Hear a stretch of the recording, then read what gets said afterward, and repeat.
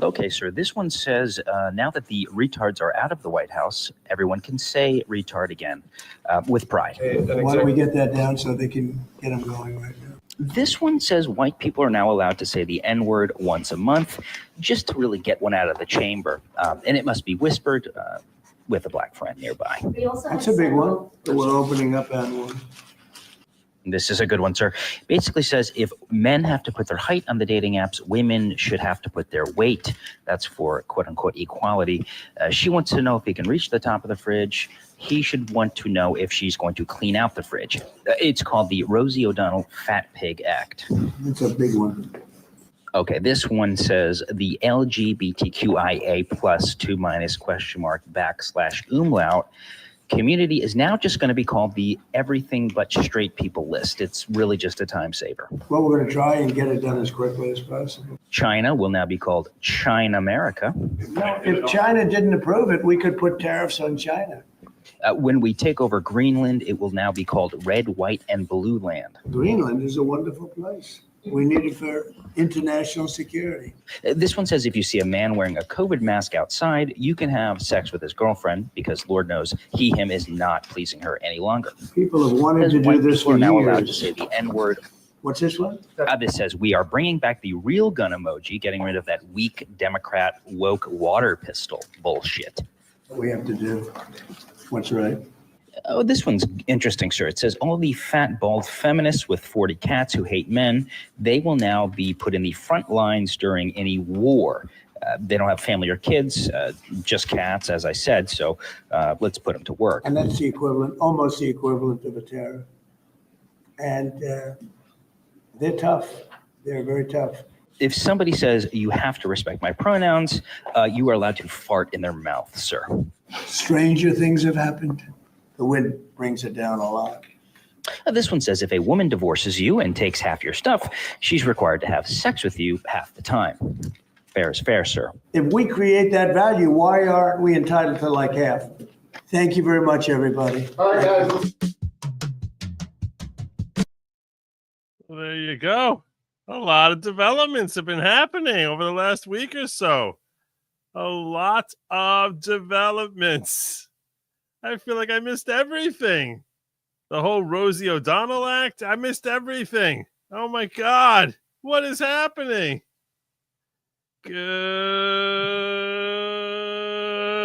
evening, everybody. Welcome to the Five Program. I am your host, Joe Neerman, a.k.a. Good Lawgic. Back from the Holy Land. Here, where I have to tell you, time is a really different thing in the Middle East. It's a very, very different thing. It really is.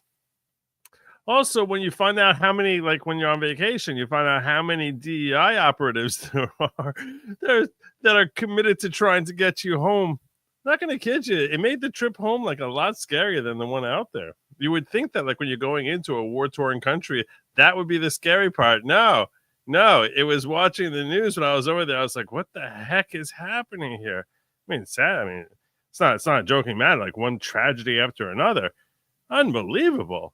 Unbelievable. And I'll tell you right now, anyone who says that DEI played no role is a conspiracy theorist. You have to be a conspiracy theorist to believe that DEI played no role. I'm not saying it was the overriding factor. I don't know. We certainly need an investigation. But to come out of the gate saying it played no role after we saw Delta Airlines, all these different airlines saying we're committed to having 50% of our pilot force not be straight white men. I mean, after we saw how the FAA was self-immolating its merit by saying we are going to basically get rid of people who are, if you're a straight white man, don't bother applying here, no matter how talented you may be. And look, if the most talented person is some pixie trans woman, get that individual in there. We want talent, good people who are good at what they're doing. That's all we want. That's what we want. Welcome back. No more vacations during Trump days. I put up there, I don't plan on talking about my vacation very much at all during this stream. I'll probably do it on locals. I don't know if I'm going to do it after the show. I basically put up there a goal that if I get like, I think I put 20 yellows or above, which was like basically like, all right, look, if I get a lot of pressure, I'll do a locals after show.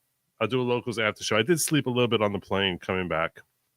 Got a couple hours in on the plane ride coming back. I did spend 22 hours traveling back here, and then started throwing together a show. So, yeah, it was a bit exhausting, but I'm ready to go. And there's so much happening in the world. I don't even know where to start. Where the heck do I start? I mean, the confirmation hearings, the different developments that are happening with confirmations, the USAID stuff that's going on there, Trump's EO, which was basically designed to stopping kids from being transed, and then a fight from Letitia James saying, to hell with Trump's EO. Does she have the power to do that? Does she have the legal authority to do that? We know a lot of these things are ultimately headed toward the Supreme Court. Likely a lot of them are going to be pushing for Supreme Court review, and the Supreme Court will likely pick up a bunch of these. But what is the outlook for Trump in that particular battle? Does he have? To me, it's a very interesting. These are those two topics with respect to his ability to shut down USAID, his ability to try and outlaw, to the best of his federal powers, the ability for hospitals to engage in transing minors, anyone under the age of 19. These, to me, are interesting legal questions that I don't know that we can definitively give a perspective on. I certainly haven't had an opportunity to do much research on it. While I was on vacation, I was barely able to keep up with the news. The one thing I'll tell you about my trip, one of the biggest hassles I had was Verizon was useless in Israel. I mean, utterly useless. I spent 3 hours on the phone with them my first day there. Like, why can I not get internet service here? And the only time I was able to get any sort of internet service was if I was using my wife's phone as a hotspot. It was an utter disaster. It was a nightmare. It was a nightmare. I can't even tell you. So that made it difficult to keep abreast of the news. Also, with the time shift, with them being off by like 7 hours from the East Coast, 10 hours from the West Coast, it's really hard to sort of get your bearings. I mean, I was only there for like a week. It was really challenging to get my bearings as to like, all right, how asleep are people in my world?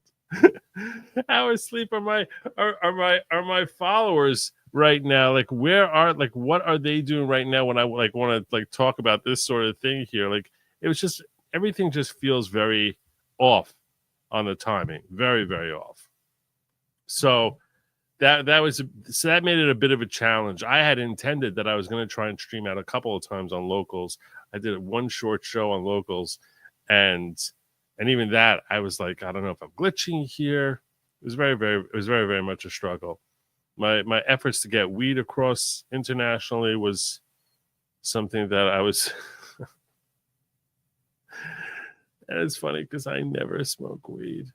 I really never do. I've done it like less than 5 times in my life, and yet somehow I ended up with it in my bag. And I was like, no, I'm not getting rid of it. I'm not letting it go. I'm not letting it go. The place that I buy the only time I get weed, seriously, I think one time I when I was in California, I think I bought like a stupid $10 joint or something like that. But like, whenever I buy these, so I buy them in bulk from the same store every time, once a month or so. And every once in a while, they're like, hey, you're a regular customer here. You want like this thing of weed. And I'll be like, all right, okay. And they've been kicking around in like my travel bag for like the longest time. And like all of a sudden, like when I was in Israel, I was like, hey, I got this thing here. What do you know? And that freaked Lady Lawgic out. But anyway, I'll save that for locals. That's more of a local story. But yeah, overall, I had some great stories, but I'm going to save that. Like I said, I don't want to tie down the show. I don't like making the YouTube/Rumble show about my personal life. That I try to bring more toward locals. So I'm going to try to keep that over there. Now, over here, I really want to focus on the developments that have been happening in the United States and the dominance that Trump, in particular, has had on the world stage. I mean, he's just steamrolling everyone. I mean, it's like you wonder why people even bother staying in their way when they ultimately just seem like they're going to cave to him. They're just going to cave and cave and cave. I saw a list which, like, when you look at it, it looks like, wow, that's a really comprehensive list of his accomplishments in just what, the first 2 weeks he's been there? 2 weeks? 2 weeks he's been there? Today was the 2 week was 2 weeks of Trump of Trump work. 2 weeks of Trump work. I saw a list, and then I was like, wow, that's a sick list. And then afterwards, I was like thinking about it. I was like, there's so many things not even on this list. There's so many things not even on this list. So, I mean, there's a lot of things not even on it. I can't remember an incoming president being so. It's one thing what Biden did when Biden came in is on that day he just ripped up a whole bunch of Trump EOs, but he didn't really implement his own new stuff very much. Yeah, he signed a whole bunch of EOs and he ripped up a lot of Trump's EOs. There was like one flurry that happened, and then over time he basically became the useless douchebag, terrible president that he eventually morphed into as his legacy that will be etched in stone forever. They'll be singing songs of the horror that Biden dropped on this country. But I mean, generations from now, they'll be talking about just how terrible the Biden administration was, what an utter disaster that was. But it took him time to accrue that body of work. And Trump is out of the gate, like one thing after another that he promised he was going to do. And everyone's like, yeah, presidents say when they're campaigning, candidates always say, day one, I'm going to do this. Day one, I'm doing this. Day one, I'm doing this. And okay, you're like, yeah, maybe some point during the course of your administration you'll get to it. No, he's like, no, this is like, a lot of it happened day one. And then after that, just every day, the hits keep on coming and coming. And the way he's able to just dominate each of these countries in ways that the left, they're struggling. They're desperately struggling to try and paint what he does as being a bad thing. And every time they've tried painting it as being a bad thing, as soon as he says he's going to do something, like, here comes the calamity. Higher prices are coming. Oh, get ready to pay more for your avocados. Get ready for coffee to go skyrocketing through the roof. And sure enough, it's like 10 minutes. Like while they're busy writing the tweet, Colombia is like busy saying, we are dear Honorable President Donald Trump, we are so apologetic that we ever said we would stand in the way of accepting back any of our own citizens. And we will happily appreciate if you would use whatever military vehicles you would like to use to bring back every person you find who ever once claimed, thought, or smelled a Colombian, and we'll take them back in here.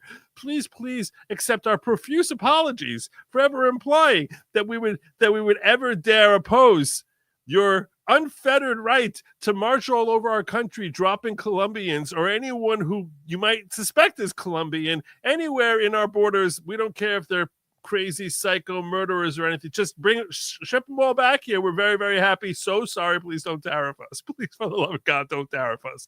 Please, God. We'll do whatever you want. Just please don't tariff us. What's the left supposed to say to that? They're like, well, you see, we almost had to pay more for coffee. They're We're busy right here. Trump sucks. He's making our coffee prices so high. Where are we going to find people to pick our watermelons over here with him trying to get rid of all these criminal illegal aliens with these violent? If we don't have violent legal aliens here, how are we possibly ever going to harvest peaches? This is terrible. Get ready to pay more. This is what you voted for. And every time they say this is what you voted for, everyone who voted for him is like, oh, hell yeah.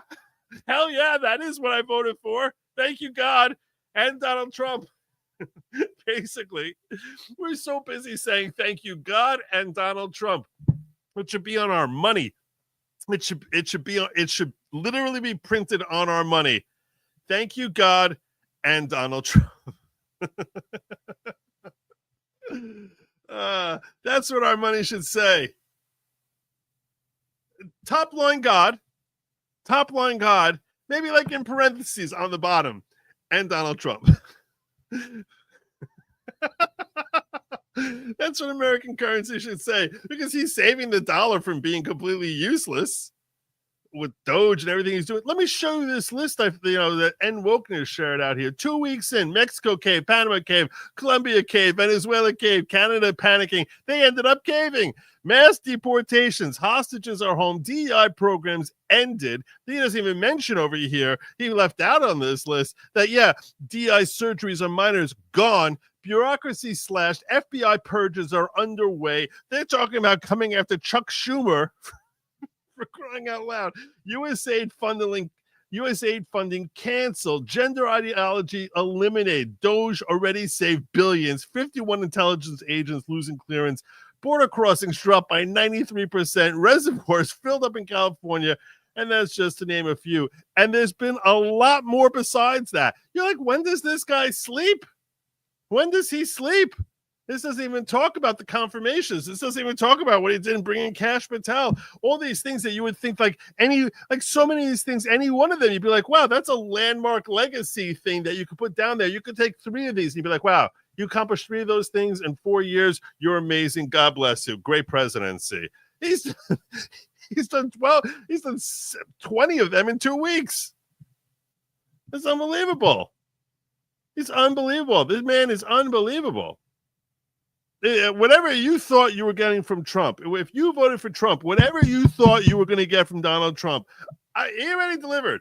He already delivered. And we know that this is just the tip of the iceberg.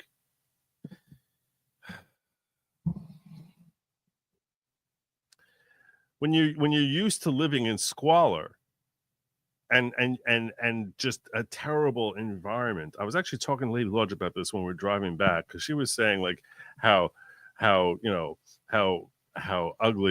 the New York City looked, like compared like coming back from where we were. She was like, this is so ugly compared to like everything here is just gross.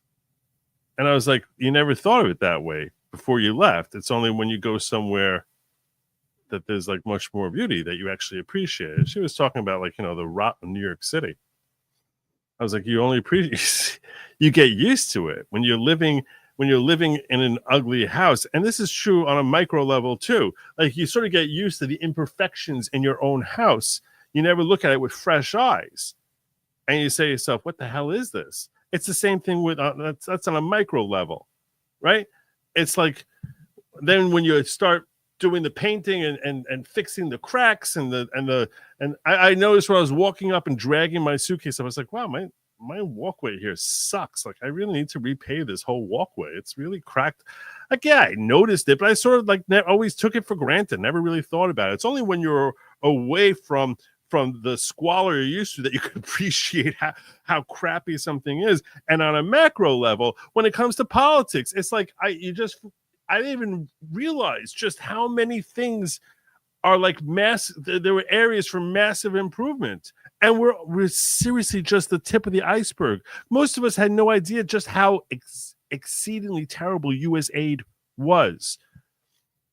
No, most of us didn't realize how infested every organization is. I mean, we knew it. We sort of came to understand it and accept it, that that none of our institutions were a meritocracy anymore. None of them. And the dangers of that. I mean, the tragedy that we saw with the two airline crashes that we had. I mean, are awful tragedies, which frankly could have been far more horrific. They could have been far more horrific. Instead of being a relatively small plane with 67 people, they could have had hundreds of people on a flight. It's the grace of God. It really is the grace of God that it wasn't, a far bigger carrier loaded up with 400 passengers. So, and the same mistakes can be made by people who shouldn't be there, who shouldn't be doing the jobs that they're doing. Anyway, let me catch up on some of these chats here. We'll start getting on into the news that has been developing while I was in the Holy Land. Welcome back. No more vacations during Trump days. I don't know if I can go 4 years without vacations, but Lady Lawgic really fell in love with Israel. She really fell in love. If Trump's working, you're working. Got it. I'll tell you, for the longest time, I've been thinking about moving to Florida. I mentioned this because I know Joe's from Florida. For the longest time, I've been thinking about moving to Florida. And just getting out of this whole Northeast. And you see how resistant the Northeast is to the developments of what Trump is doing. Letitia James crying out loud. I'll get into it, I think, a little bit. But,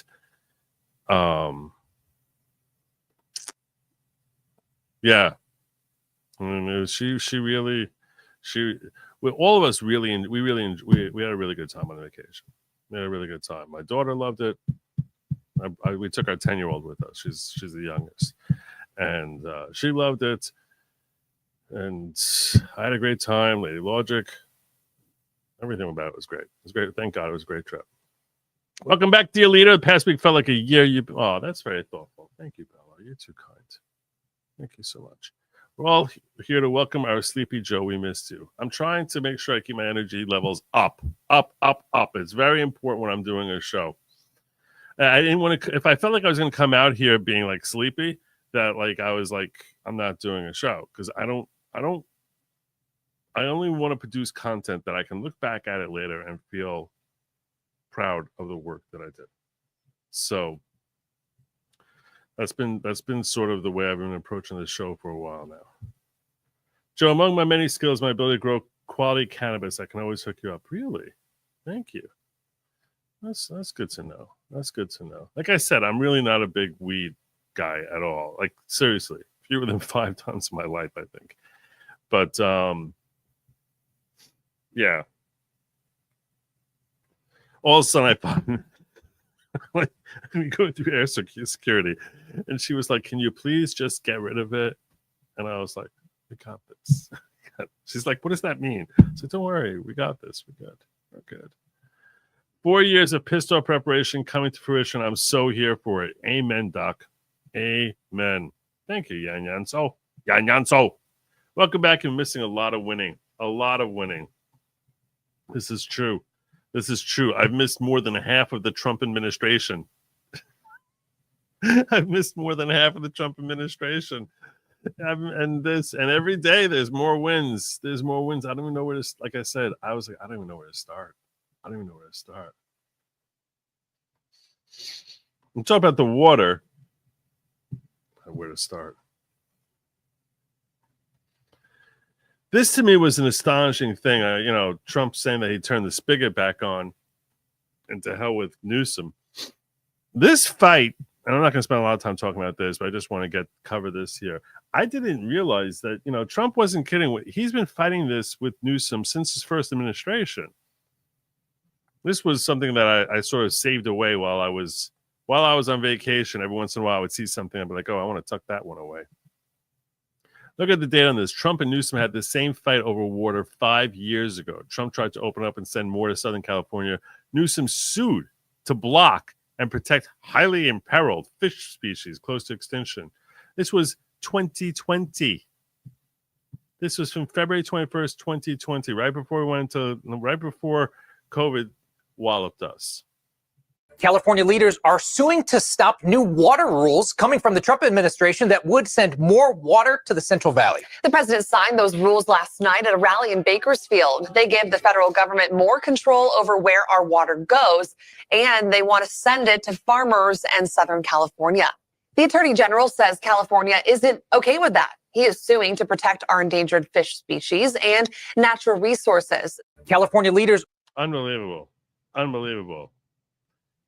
None of us remembered that. None of us remembered that. People forget what good governance he was employing in his first term. Fighting the you see, the reason it's easier for him to get these things accomplished now, I think, is because we've seen the disasters that have been wrought when his policies have been ripped away, have been gutted away. We've seen the policies, the effects of Democratic leadership. So, accordingly, America is far more, this is the time now that Americans are far more willing, even those who are slightly left-leaning, are far more willing to embrace radically different approaches of governance. And this is why the Democratic Party is reeling so hard, in fact, that they're bringing in David Hogg. David Hogg. You might not know who David Hogg is. If you're not on X, you probably don't know who the heck David Hogg is. You probably don't know much about David Hogg. I didn't really have a clip here of anything related to him, but they're so pathetic. David Hogg. Let's see what we get. The newest vice chair of the DNC, David Hogg. This little kid. Seriously, this little kid is. This little kid is the vice chair of the DNC. Unbelievable. Vice chair of the DNC. He's like some tweeter. He's some kid tweeter who's too stupid to understand anything about, how to actually fix the world. The only problems Trump's able to solve are the ones he creates himself. Look at this tiny little boy. Look at this little boy.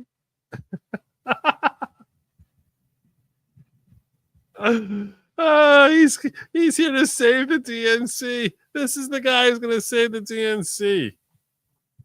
It's like all he does is he's basically what they would call a crap poster. That's what he is.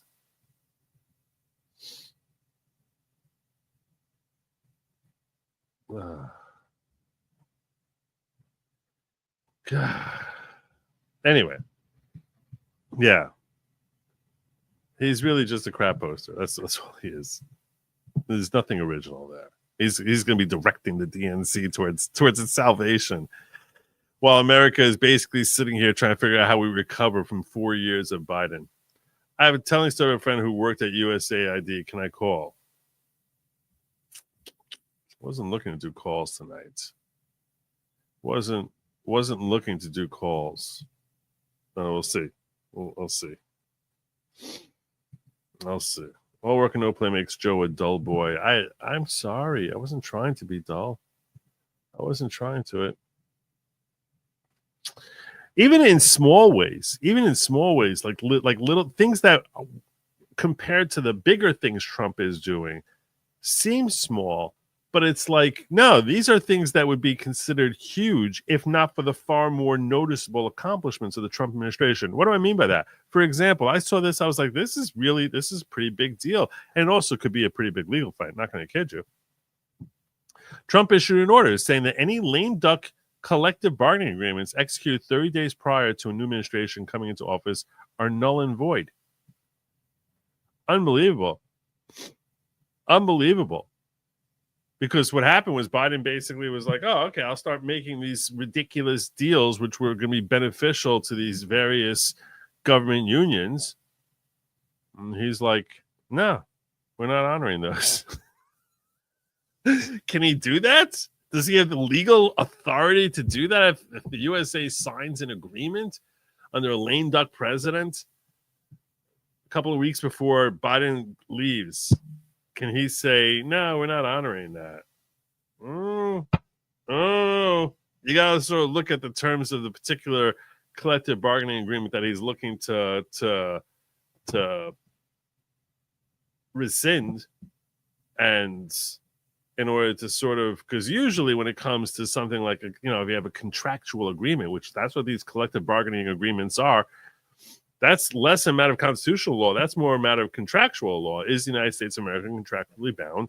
If it's signed off by someone who has purportedly the mental competence to do it. And I know many of us would question the mental competence of Joe Biden, and rightfully so, certainly during the last 30 days of his administration. At the same time, the people he delegated authority to, it's going to be much harder to attack their mental competence, other than the fact that they're stupid leftists, and that's unlikely to hold up in a court of law, at least at current. At current, that's unlikely to hold up in a court of law. Questioning someone's competence on the basis of their being vote blue no matter who. And while you and I may agree that those people are almost certainly incompetent, or if not, then just maliciously acting and intentionally sabotaging the United States of America, it's unlikely that a court of law would deem it thus. And accordingly, so let's assume that these contracts are deemed to be, at the time they're executed, binding. Can an incoming president rescind them? Why would he only be able to rescind things 30 days old rather than a year old? At the same time, I'd like to hope and believe that his attorneys have sort of examined some of these collective bargaining agreements and have basis to believe that he has a more powerful legal stance to knock out a CBA that was executed during the last 30 days of the Biden administration. But this is what I like. I like the fact that he's going on the offensive. Will this hold up legally? I don't know. I have concerns. Because normally it would be contractual law. The United States is one of the two contracting parties, and you can't just step out of a contract just because you have a new turnover in management, right? I mean, imagine if you work a deal with some international company. That could be Google, it could be Verizon, which sucks. No one should ever use them. Or it could be anyone. And then they have a change in management. Can you just say, well, can the new managers say we're revoking everything the old managers did in the last 6 weeks? I don't know. He might be on. But I like the fact that he's making them have to fight for it. If you're gonna want it, you're gonna have to go out there and fight for it. And when they're fighting for it, perhaps, good chance that they start to cave on some of the issues that he has an issue with the new changes. He's coming from a position of strength and basically saying, you are going to have to come defeat me in court. I'm rescinding it. Now the ball's in your court. You want to fight me on it in court? Okay. We go to court. There's a good chance that the point is when you go to court, frequently, the party that's suing you will be like, all right, fine. Rather than fight this out for the next 3 years, we'll agree to amend certain parts of the collective bargaining agreement, which may be a little bit too beneficial for us, and scale that back a little bit. And that would never happen at all if not for Trump taking the step of saying, I'm rescinding them entirely. It's a negotiating tactic where he's basically saying, come after me in court. That's really, he's pretty much challenging anyone there who negotiated for them. All right, come sue me. See how far you get. Maybe it'll work. Maybe you'll win. Maybe you won't. but by taking this stance, it has a significant impact of forcing them to perhaps renegotiate a little bit in trying to settle a lawsuit that they may have concerns that maybe he has a valid basis to completely shred those CBA agreements. Or maybe they don't want to have to spend 3 years fighting for what they feel they're entitled to. Maybe they're willing to cave a little bit. That only happens because Donald Trump had the cojones to come out there and say, nah, null and void.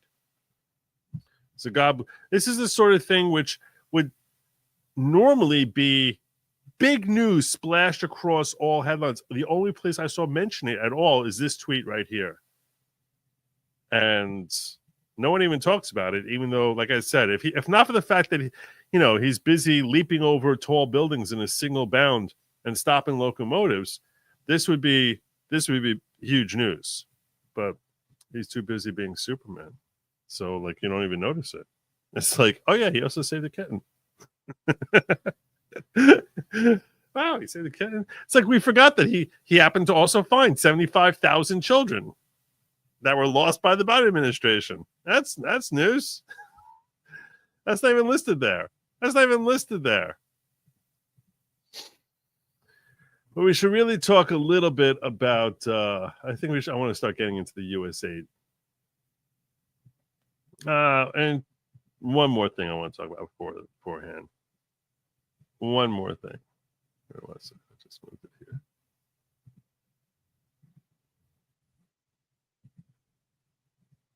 This is the one thing I want to talk about first.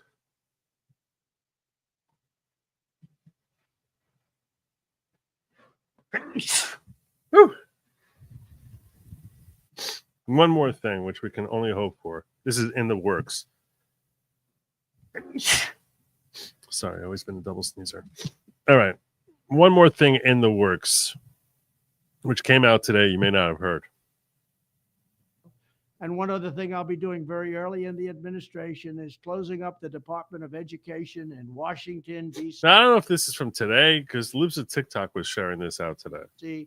And sending all education and education work and needs back to the states. We want them to run the education of our children. Back to the states. Because they'll do a much better job of it. They will. You can't do worse. We spend more money per pupil by 3 times than any other nation.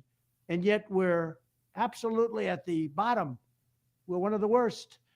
So you can't do worse. We're going to end education coming out of Washington, D.C. We're going to close it up, all those buildings all over the place. And you have people that in many cases hate our children. We're going to send it all back to the states. Thank you very much. And one of many cases. That's true. In many cases, they do hit our children. All right. What is going on with USAID? What is going on with that? This here, tabs. I came out of my tabs very quickly. This here also.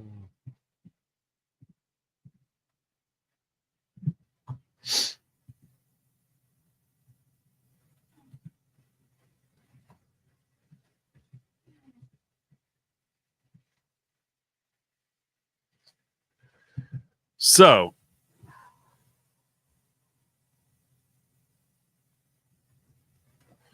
we're getting USAID has been brought to the forefront by Elon Musk, and some of the levels of abuse that he's found are mind-boggling.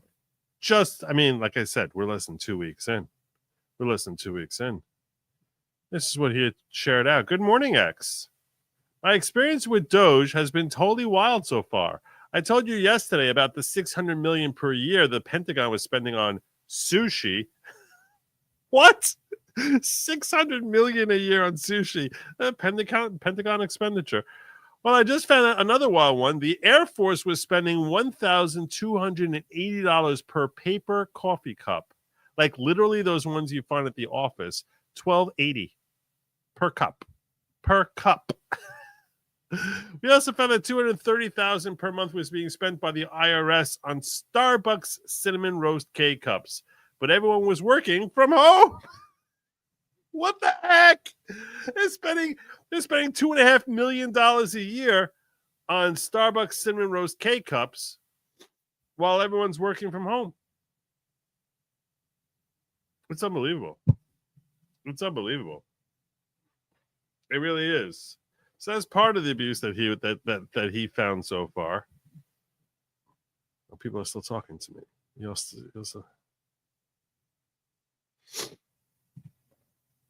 We'll get there. We're gonna get to it. We're gonna get to it.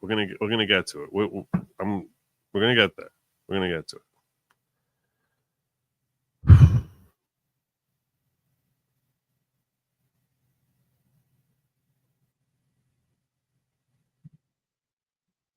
Now with the mint show, a man needs time off to recharge the batteries. I hope you enjoyed your vacation. I know you'll have a better show after rest. Thank you. I appreciate the confidence. I'll do my best. I'll do my best. Won't closing USAID create a vacuum, tossing out the baby with the bathwater? Admitted poopy bathwater. China move in. Former CIA regime change.org. You know, it's interesting you say that, and that's a fair point. But what Elon said to this was, and I think this kind of addresses your point here, Joe. As we dug into USAID, it became apparent that what we have here is not an apple with a worm in it, but we have actually just a ball of worms. If you have an apple with a worm in it, you can take the worm out. If you have a whole ball of worms, it's hopeless. USAID is a ball of worms. So, yeah, it's like, what are we salvaging? What are we salvaging? And Trump has put a pause on all payments from USAID. I think a 90-day pause while they're running an audit, and they're resistant to the audit. Here is Elon talking about Doge on X-Space.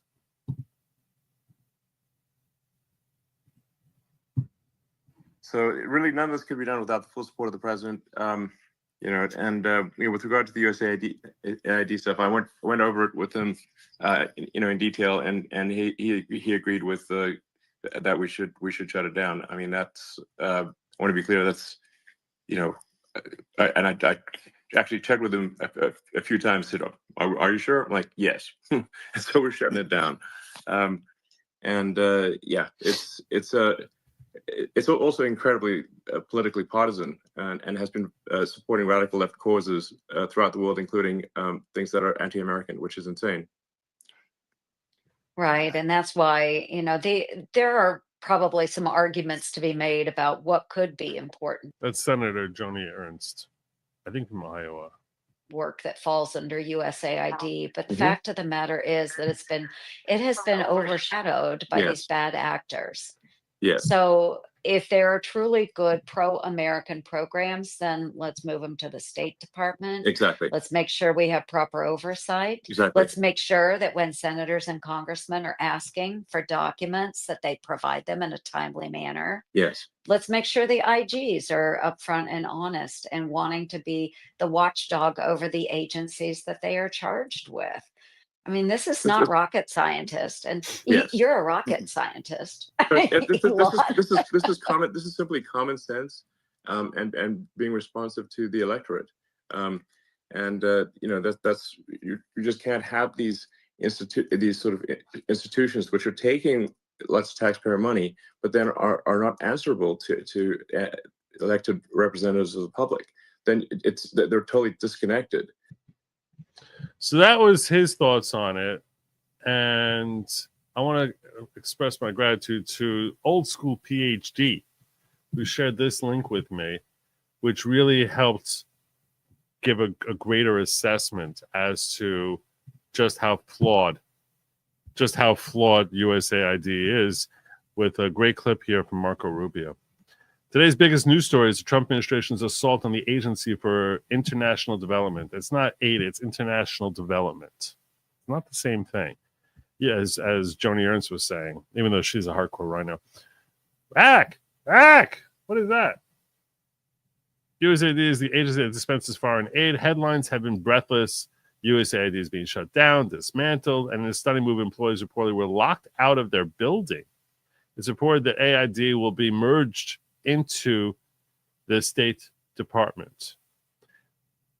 I've always thought AID was part of the State Department. I said I interned at USAID one summer many years ago, and as I recall, I went to work every day in the State Department building. It never occurred to me that AID was somehow independent, but that apparently is what the agency employees have come to believe.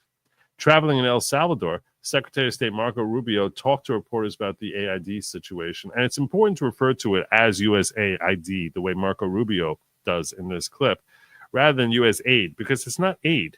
It's helping these nations develop. It's not aid like, giving money to homeless people in foreign countries the way you would think it is. No.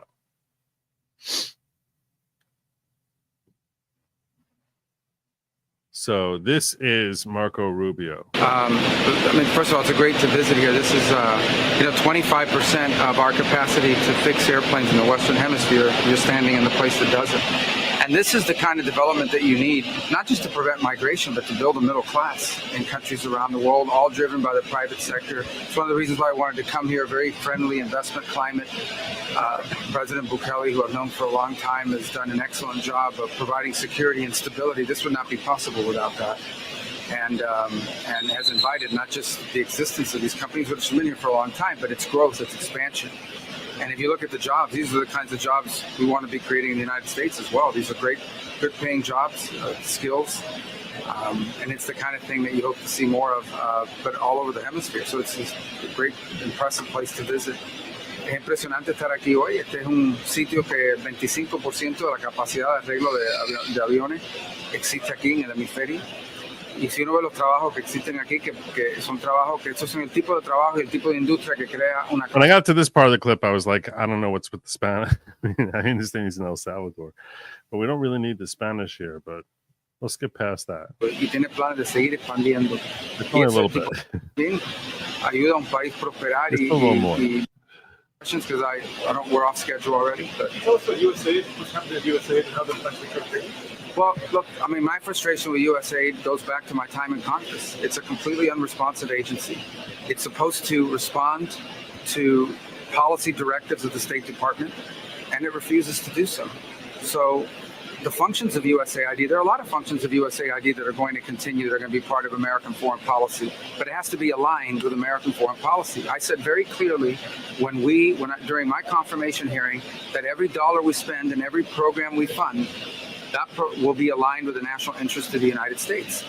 And USAID has a history of sort of ignoring that and deciding that there's somehow a global charity separate from the national interest. These are taxpayer dollars. And so I'm very troubled by these reports that they've been unwilling to cooperate with people who are asking simple questions about what does this program do, who gets the money, who are our contractors, who's funded.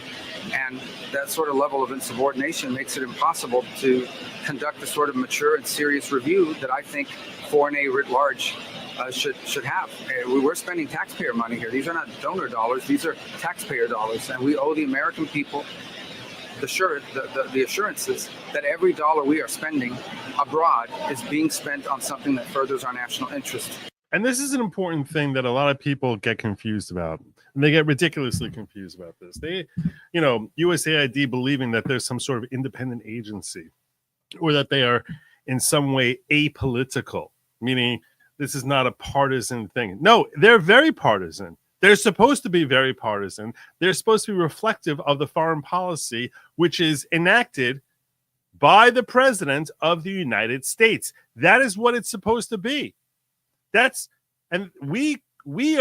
our dollars that are controlled by our mouthpiece and the foreign policy that we, the American people, vote for every 4 years in November.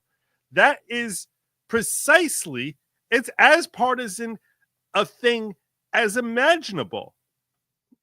And all of a sudden, when there's a Republican who's in power, it's like, oh, how dare you make this partisan? What are you talking about? That's what the election was about. What were we voting for? Just so we could have somebody who's wearing a red tie in the White House? No, it's about someone who's enacting foreign policy and domestic policy that is aligned with American interests as we, the American people, view those interests best served.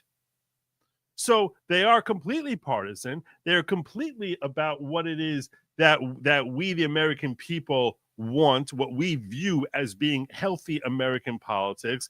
And God bless Marco Rubio for coming out here and making that point. They shouldn't be embarrassed, like, oh, you're doing the will of Trump. That's what you're supposed to be doing. That's why you're there.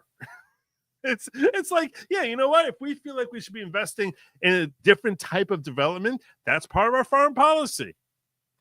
And the person who decides foreign policy for the United States is the President of the United States. That's what's constitutionally directed to him, that he's overseeing it. He's the tip of the spear on foreign policy.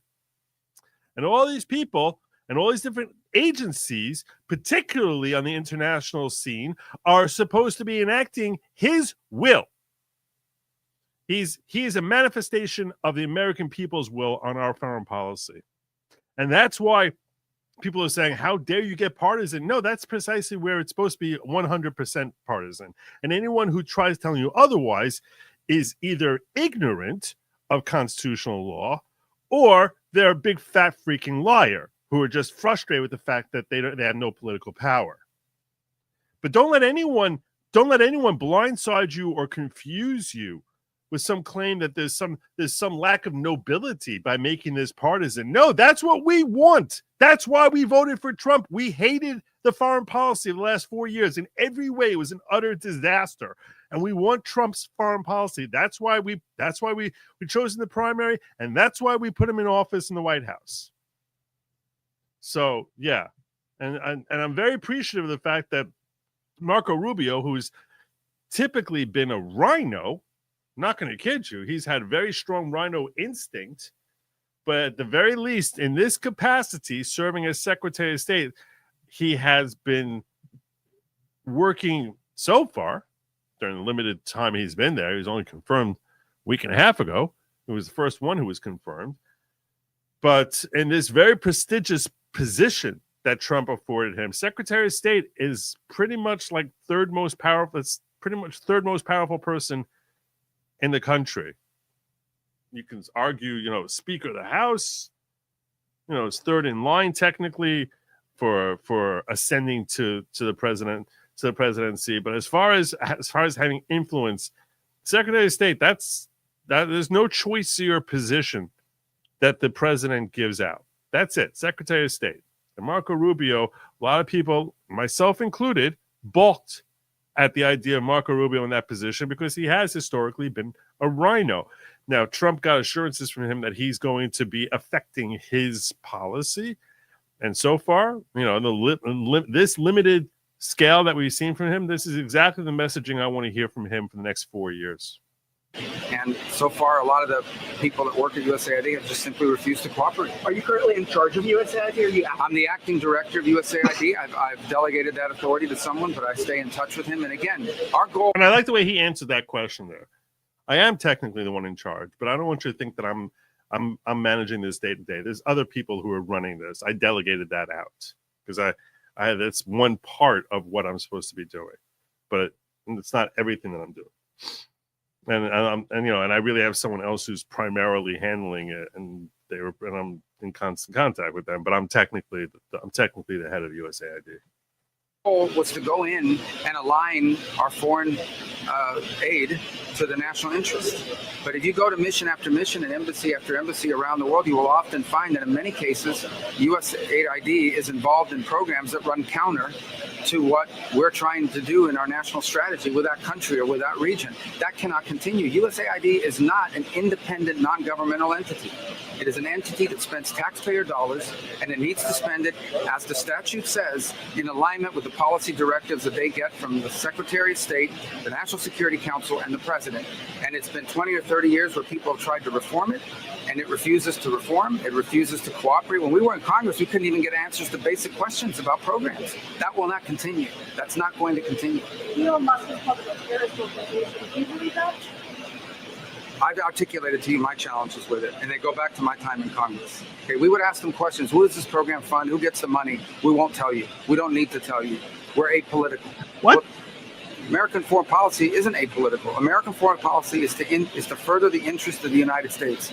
If someone wants to spend apolitical dollars, they should spend private dollars, go start a charity, and you can fund anyone you want. But if you're going to spend taxpayer money, then you need to spend it in furtherance of the national interest of the United States. That's exactly what I said in my confirmation here. And those interests are decided exclusively by the President of the United States.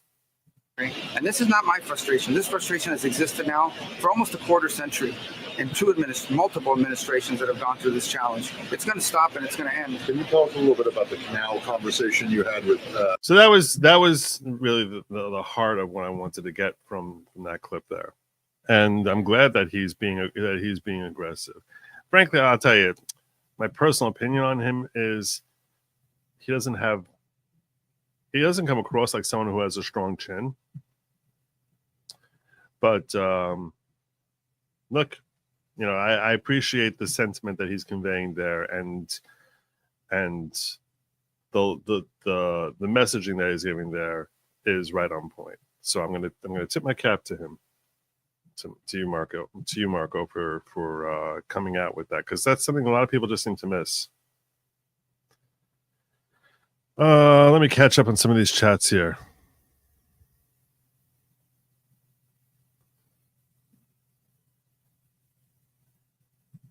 He doesn't care if it goes to court. They're trying to flush out as many as they can before the fork in the road offer expires on the 6th.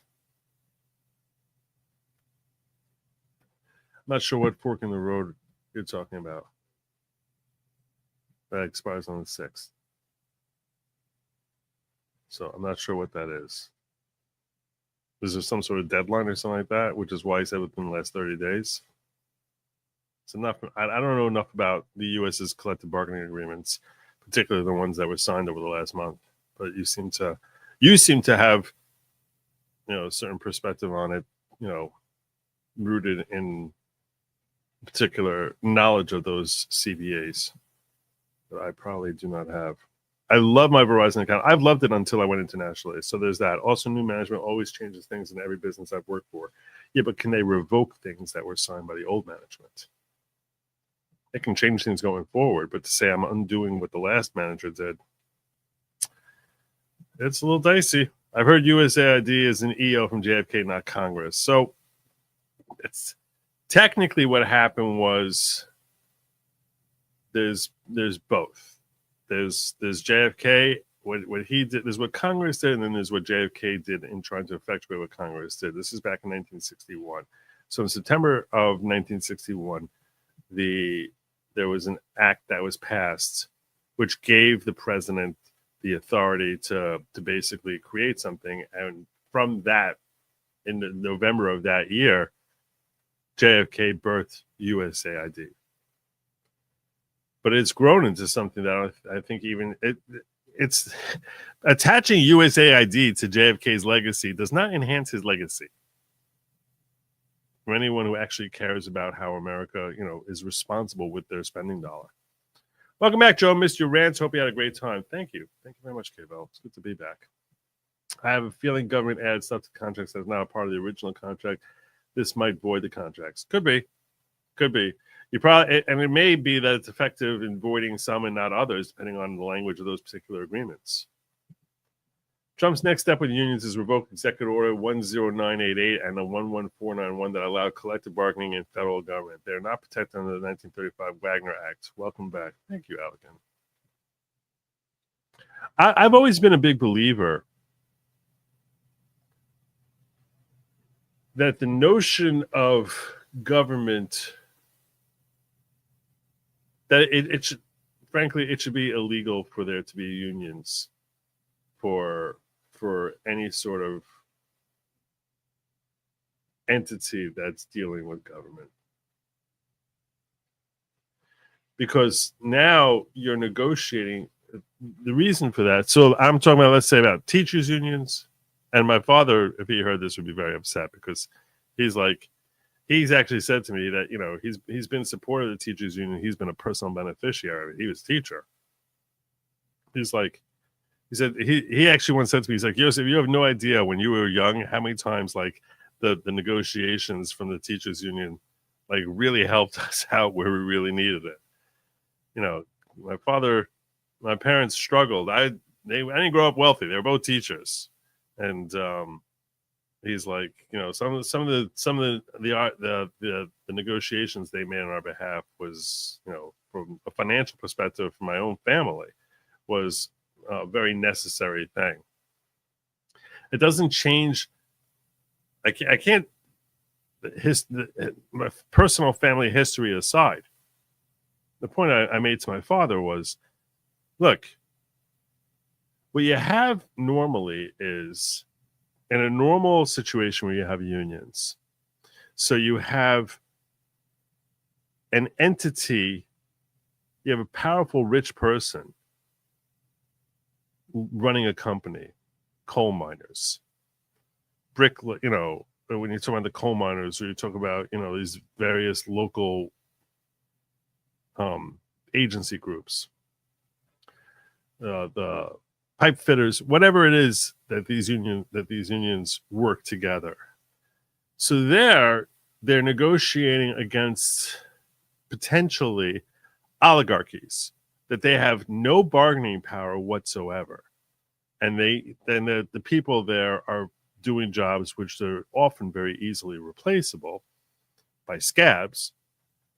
So you're sort of left, or by people who, if you wouldn't have a union, and they're each treated as individuals, now you're dealing with a very uneven playing field, because as an employee you are now isolated, and they'll be pitching their jobs to whoever's willing to work for the lowest amount possible, and frequently you'll see that the wage that they're charged, that they're able to get, is going to be literally hazardous living conditions. We saw this around the turn of the 20th century, that there was so many people working in coal mines in conditions that no humans could exist working in for 20 years without suffering terrible physical repercussions for pennies a day.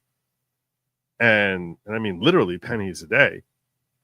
It was pretty much slave labor. So you can understand where there was a need for there to be unions, so that the employees can come together as a group and have a voice against a force which has a very strong, natural, compelling interest to oppose them. It's their own personal financial interests. Contrast that, though, when you're talking about government employees, because when you're talking about government employees, it's not who are the government employees negotiating with. They're negotiating with some government bureaucrat who's not making or losing any money, no matter how badly he gets fleeced in a collective bargaining agreement. So the people who are getting fleeced are the American taxpayers, or the municipalities' taxpayers. Let's say you have some, bus union from Houston. So the people, the representatives of the city of Houston, who are trying to negotiate something that's fair, it's the taxpayers who are ultimately paying that bill. It's not his own profits that he's looking to protect. So now you have the voice of what really is a minority that are trying to basically use the fact that the representative of the majority doesn't have the same interest level that they have in negotiating back against them. When you're talking about a private industry, a private sector, and now you have a group of employees who are working for that private sector. So the private sector individual has their own personal interests that will make them negotiate as aggressively as possible. Now the playing field gets somewhat leveled when you have a union that is representing the interests of the mass of employees there, and that the person who are negotiating on their behalf have an interest in doing well in negotiating a healthy and good agreement. So you can understand why there's a level balance, there's a balanced playing field there, because each side has a financial stake in negotiating as aggressively as possible. So now hopefully they'll come to some sort of agreement which is painful for both sides, but livable. That's where you have a healthy negotiation process. Whenever you talk in litigation, you're working a settlement. They say the best settlements are the ones that everyone walks away disappointed. Then you know that you pretty much reached the right number. Both sides walk away. You never have both sides walking away happy. And if one side walks away happy, the other side walks away miserable, that means that side that walks away miserable got crushed. And that could be a plaintiff or defendant. Similarly, when you're negotiating a contract. So when you're dealing in a private sphere, where you're talking about, the coal miners, or you're talking about the contractors and pipe fitters, whatever it is, or bricklayers, doesn't matter. The point is that the union leaders there are negotiating with a private entity, and each side, they're coming in there and fighting for their own financial interests. But when you're talking about government employees who band together as a group against some government bureaucrat, here now the government bureaucrat is technically standing up for the majority of the constituents who are not part of the employee group. They're standing up on their behalf to try and not waste and not waste money. And their interests are really not nearly as compelling as the private employer or as the collective group as a whole who they're representing. So there's an unfair battle, there's an unfair strength that the government union has in their negotiation process, because they're negotiating against someone who really doesn't have the same vested interest of fighting them very hard. As long as they're able to keep their job and they're not going to lose their job over a bad deal, what do they care? All right. So if we throw in an extra 20, 25%, and I'm able to keep my job, I'm not the one who's paying it, it's taxpayers paying it. And that's why I always thought that it's really not a fair thing to have government unions. Also, it's not like governments are putting the employees typically in some sort of hazardous type of work environment the way you would have at the turn of the century with coal miners. So there's not nearly as much of a compelling need. And when they band together as a union, they have an unfair level of strength where it's really a minority that's able to weaponize the fact that they're significantly interested in this particular thing, that are actually bullying the majority, which are the constituents who are not part of that minority. The rest of the local citizens are being bullied because their representative typically will not have the same financial interest in fighting against them the way he would if he was part of a private entity.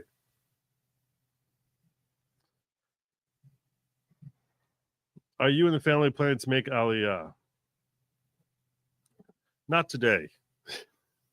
Not today. One day. Distant future. I don't know. Maybe. We'll see. Hogg was allegedly a student at Parkland during the shooting there, but there's some controversial conspiracy behind that. He comes across as like a very, like a real, just a noob when it comes to politics. An utter noob. USAID is just cover operations CIA to run regime change and control operations. Also, USAID funded Soros DAs and the socialized medical censorship move against Trump populists. That all sounds logical, Ed. All sounds logical. USAID is just the Biden family laundromat. It's not just Biden. I think it's a lot more than just Biden. Money gets passed around 20 shell corporations and ends up in the pockets of Democrat politicians. I think Republicans also. I don't. Mostly Democrats, yes, because they tend to be. It's also that they tend to be furthering liberal policies, like tens of thousands of dollars. I saw this thing how there was like $500,000 a year or something like that, or maybe it was just 50,000. It doesn't even matter, but I think it was $500,000 that was going to Hamas for condoms. I mean, what the hell are you even thinking? What the hell are you even thinking? Giving Hamas $500,000 a year for condoms. It's likely that many of you cannot appreciate just how stupid that is. And I'll tell you one of the reasons it's so stupid is because religious Muslims don't use condoms. They won't use condoms. And Trump said that they were being used to make bombs. That's what the purpose of the condoms were. But the left is so like, oh, we have to have safe sex. that even this group, which doesn't use condoms, it's like, oh no, we're going to give them money for condoms. You're out of your freaking minds. You're stupid. You're just a bunch of idiots. It's like spending $1 million on McDonald's for the vegan association. What are you doing? What are you doing? Utter waste. Utter waste. Remember, Rubio got 99 votes of confirmation. I trust him as far as I can throw him. Yep, he'll stab us in the back before it's all said and done. 100%. 99 votes of confirmation tells you everything you need to know. Everything you need. The Democrats are like, oh yeah, good choice. Well done. They're like, wait.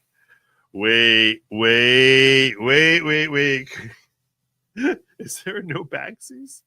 We want a backseat. I need a backseat. Right. This is where I need a backseat. The Democrats are signing up to confirm him. I need a backseat. Look, this guy here, just like anyone else, I'll call him out when he's doing good. I'll call him out when he's doing bad. So, it was birthed in December of 1961 and have also grown in ways I'm not particularly proud of. Oh, you were birthed 1961. Also grown in ways I'm not particularly proud of. We've all made mistakes. Aaron. New York lawmakers are discussing a bill that would give Governor Hochul more time to set dates for special elections, which could leave GOP Representative Elise Stefanik's Red North County seat empty until summer.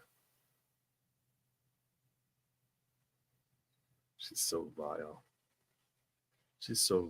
Lady Lawgic mentioned to me, recently New York City employed congestion pricing, which basically says if you drive through New York City, in addition to paying the tolls when you cross the bridge, when you go into Midtown, you have to pay an additional $9 just for driving through. What they call congestion pricing, which I covered some of the retarded New Yorkers who were cheering that. I can say retarded again because of the new EO that was signed by Trump. So, apparently she said that there's talk about it being repealed, which if it gets repealed, she'll certainly take credit for saving New Yorkers money. But she's the utter disaster. Government unions are worse than that. They contribute to election campaigns to the politicians they negotiate with. Yep. And that's the other thing. They'll bribe them into giving them more money. That would never work in private entities. There's no way to do that. And that's why I think that it's the most corrupt thing in the world. Not to mention how the mafia has traditionally gotten involved with a lot of these union situations. I was not a school data shooting, but used it to advance the anti-2A agenda. It's probably true, Kimmy. Social media, not socialized medicine. Oh, wait, I got that wrong before?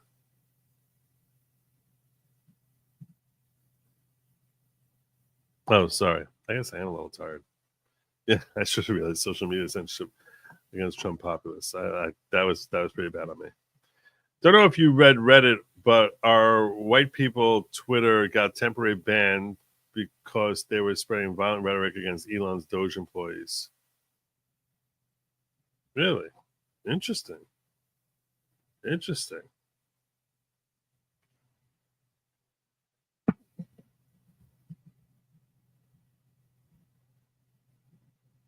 Violent rhetoric.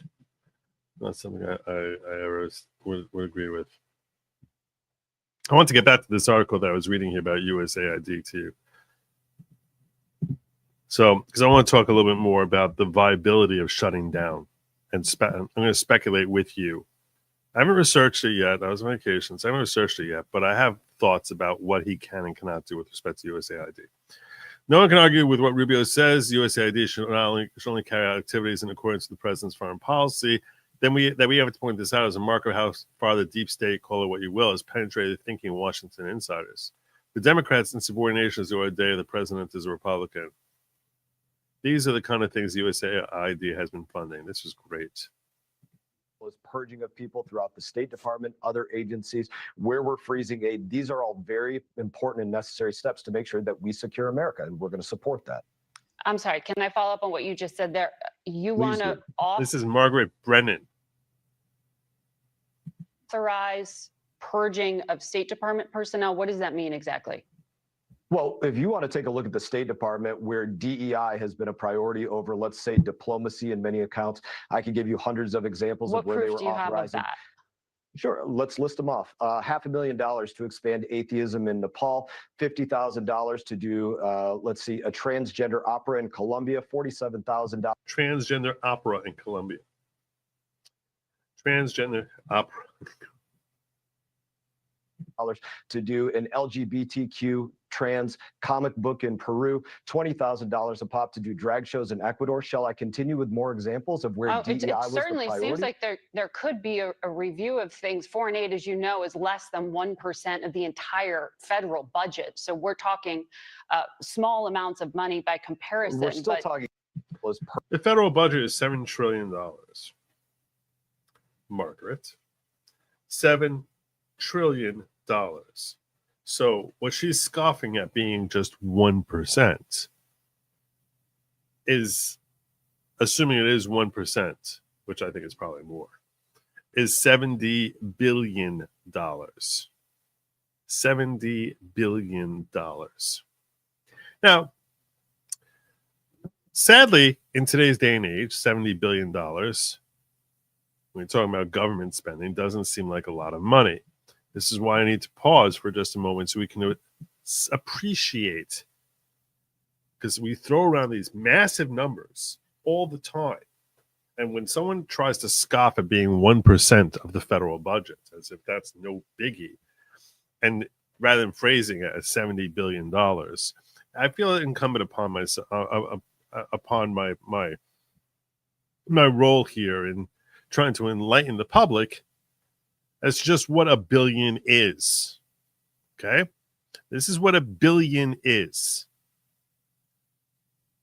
1 million seconds, 1 million seconds. $1 million we all consider individually a lot of money. To the government, we look at it as being a trinkle. It's nothing. 1 million seconds is 11 days. 1 billion seconds is 30 years. That's 1 billion seconds is 30 years. That's the difference between a million and a billion. We're talking about $70 billion. $70 billion. And we should just be like, oh, all right. Well, it's just $70 billion. It's just $70 billion. Why do we need to have oversight over $70 billion? $70 billion. It also helps you better appreciate the $150 billion or something like that we gave to freaking Ukraine. $200 billion that we gave to Ukraine. Yeah, $70 billion, assuming it is a mere 1% of the federal budget, which I suspect is actually more than that. And frankly, I think when people think of USAID, they tend to think probably of the money we spend on Ukraine. I don't think that's part of what USAID does. I think that's a separate thing altogether. But it actually calls to mind when we talk about what is considered part of USAID versus what isn't. So one of the things that we need to think about when we're talking about the ability for him to shut it down. Does he have the ability to shut it down or not? I'm working my way there as to my thoughts on that. The president of El Salvador agrees that Trump is right. Nayib Bukele, president of El Salvador, offered a foreign perspective. He said on social media, most governments don't want USAID funds flowing into their countries because they understand where much of the money actually ends up. Well, marketed as supported support for development, democracy, and human rights. The majority of these funds are funneled into opposition groups, NGOs with political agendas, and destabilizing movements. At best, maybe 10% of the money reaches real projects that help people in need. There are such cases, but the rest is used to fuel dissent, finance protests, and undermine administrations that refuse to align with the globalist agenda, which is precisely why liberals love that. So, we're trying to actually figure out whether or not he has the ability to shut this down. Does he have the ability to shut this down? And if you look at some of the comments on this, which I was suggested I look at it.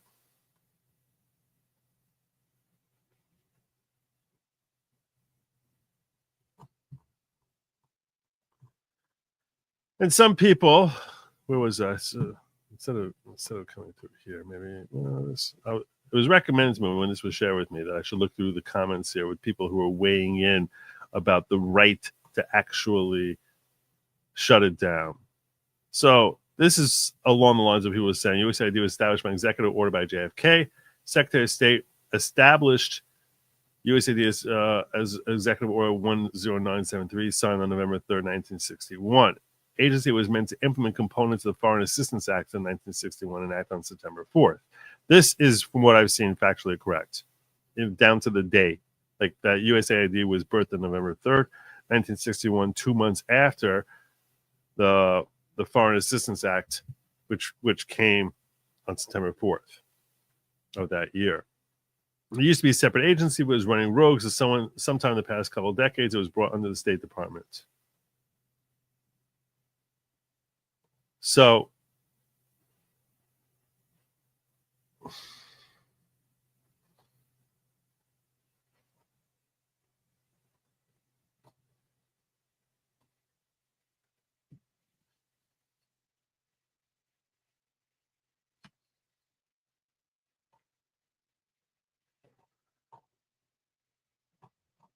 okay, so with this being the way it was set up, if we look at the Foreign Assistance Act of 1961, what that does, from what I recall, and I did a quick look at it, was that it basically gave license to JFK to establish the USAID.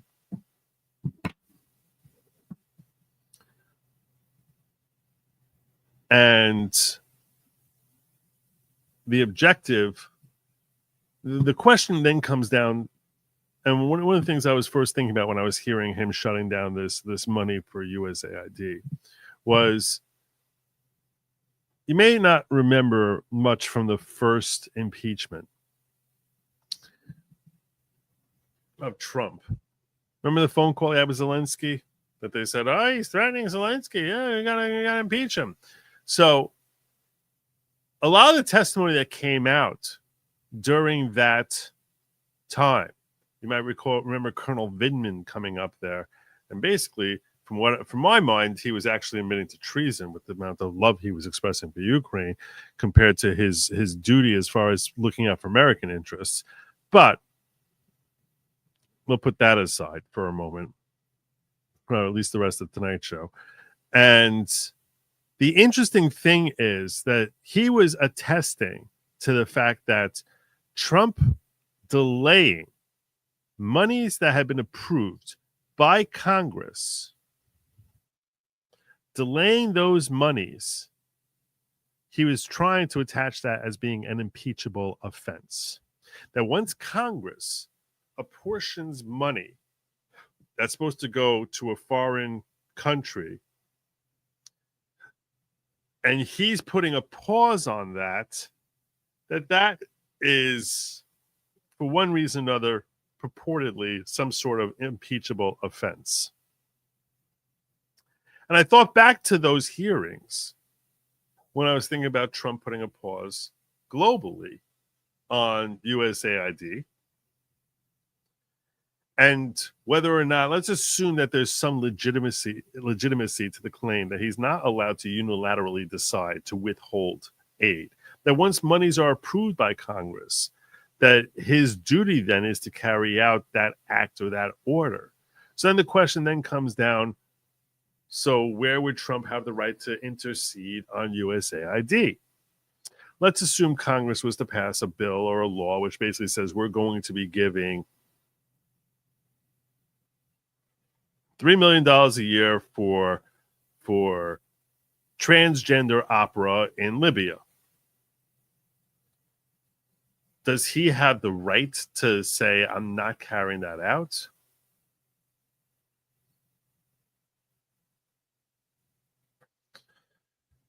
I don't know. I don't know that's so simple that he has the rights. But then the question comes in as far as whether or not the particular act you're talking about is talking about mandatory spending versus discretionary spending. And that now we start getting into the real weeds here and conversations that frankly are not very entertaining to most people, where you start talking about the difference between monies that must be expended versus monies that are a portion that the president or the executive agency could expend or in theory may opt out of expending. So when we're talking about USAID funds, it's interesting to try and you sort of, what I really plan on doing when I want to break this down and give you a more definitive answer is I sort of now that this has come to the forefront and I'm back from my vacation, I want to try and examine what the distinction is between USAID and monies that are advanced to Ukraine for funding, for example. Well, I don't think that he necessarily would have the legal authority to stand in the way of that, but it does seem as if he has much more authority to sap the money out from USAID, saying, no, you just don't have the money. I'm not authorizing that expenditure. And it could be something as simple as there's a difference between that, some have been labeled by Congress to be mandatory spending and some are labeled discretionary spending. And while traditionally discretionary spending, whatever that caps out at gets spent, that doesn't mean that the current administration would need to spend it. And they could say, no, our discretion is that there's zero money going there. Or we'll give you, literally 2 cents of the discretionary. And the rest of that budget, we don't find that's in our discretion that we're going to give it to you. So I really feel like before I give a definitive answer on this, there's a lot of elements to look at. Number one is what makes USAID funds different than, let's say, the expenditures for Ukraine back in 2020 or 2019 when Trump was withholding that or threatening to withhold it. We saw Biden threaten to withhold monies that were supposed to be given in the story that he told over there that we've all seen 1,000 times, where he was bragging about how he threatened Ukraine that he's not going to give them their $1 billion unless they fire Viktor Shokin. So it seems as if the Trump is not alone in thinking that he has the authority to say that I am going to put a pause on sending money out. It could be that there's a difference between putting a pause or withholding it altogether. So far, what Trump has done is he's put a pause on USAID funding. He hasn't canceled it, but we're really looking at, okay, a pause is nice, but really most of us would love to see him just abolish it altogether. So I'll tell you this much. With respect to what I do think he has the discretion to do, assuming that I'm not just relying on some random commenter named Delilah in the middle of nowhere in some blog saying this. I have seen these dates and this citation in a few places now, enough to trust the legitimacy of it, that USAID was the birth child of JFK via executive order in furtherance of a legislative act by Congress that had been enacted a couple months earlier. So Congress basically says, we're giving you the license to create something. We want you to create something like USAID. And JFK then, via executive order, creates USAID. Okay, great. Trump, in theory, assuming that this is accurate, and like I said, I have seen this in multiple, sufficient quantity of different places that I'm trusting this as being accurate information. So let's assume that this is accurate information that I've highlighted here on the screen. In that case, one would think that an executive order issued by one president can easily be shredded by any subsequent president, or even by that same president 10 minutes later if he was so inclined. And that so an executive order is basically the shelf life executive order is until it's overturned, until it dies on its own accord because it has some expiry date of its own accord, or until some other president comes along and says, I don't like it, and it's done. So by that logic, in theory, Trump could abolish USAID altogether. But then, assuming that you still have this, that the Foreign Assistance Act of 1961 is still valid, which it likely is still valid, then it would be incumbent upon Trump to create a new type of USAID. He can call it the U.S. Trump AID. And that could be a brand new thing that he would create by executive order. And the entire structure of how everything is being operated through USAID could be so radically changed that you wouldn't even recognize it. And that would be his way of carrying out the Foreign Assistance Act of 1961.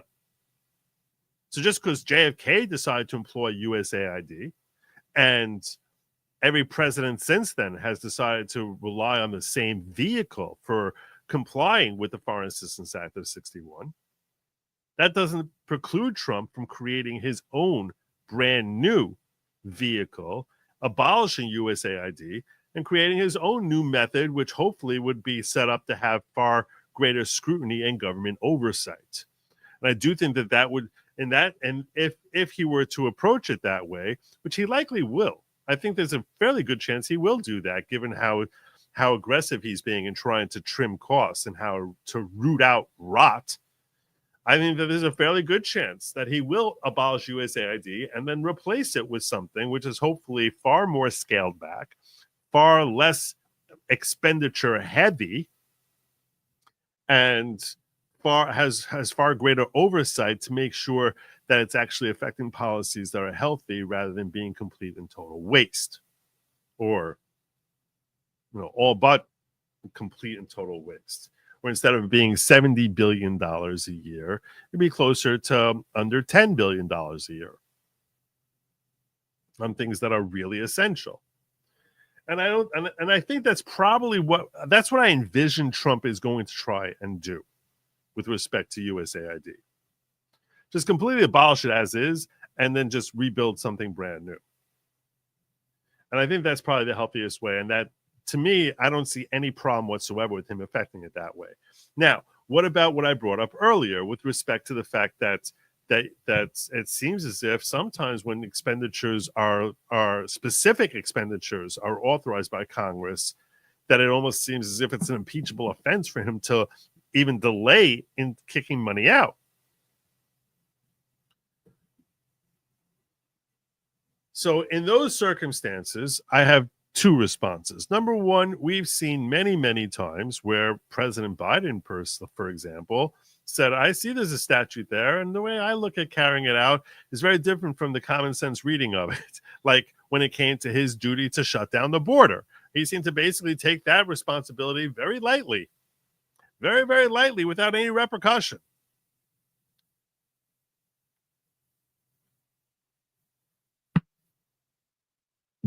Well, let's assume that he's not going to go that route of just saying, I don't care what the statute says, I'm doing what I want, which is pretty much what Biden said.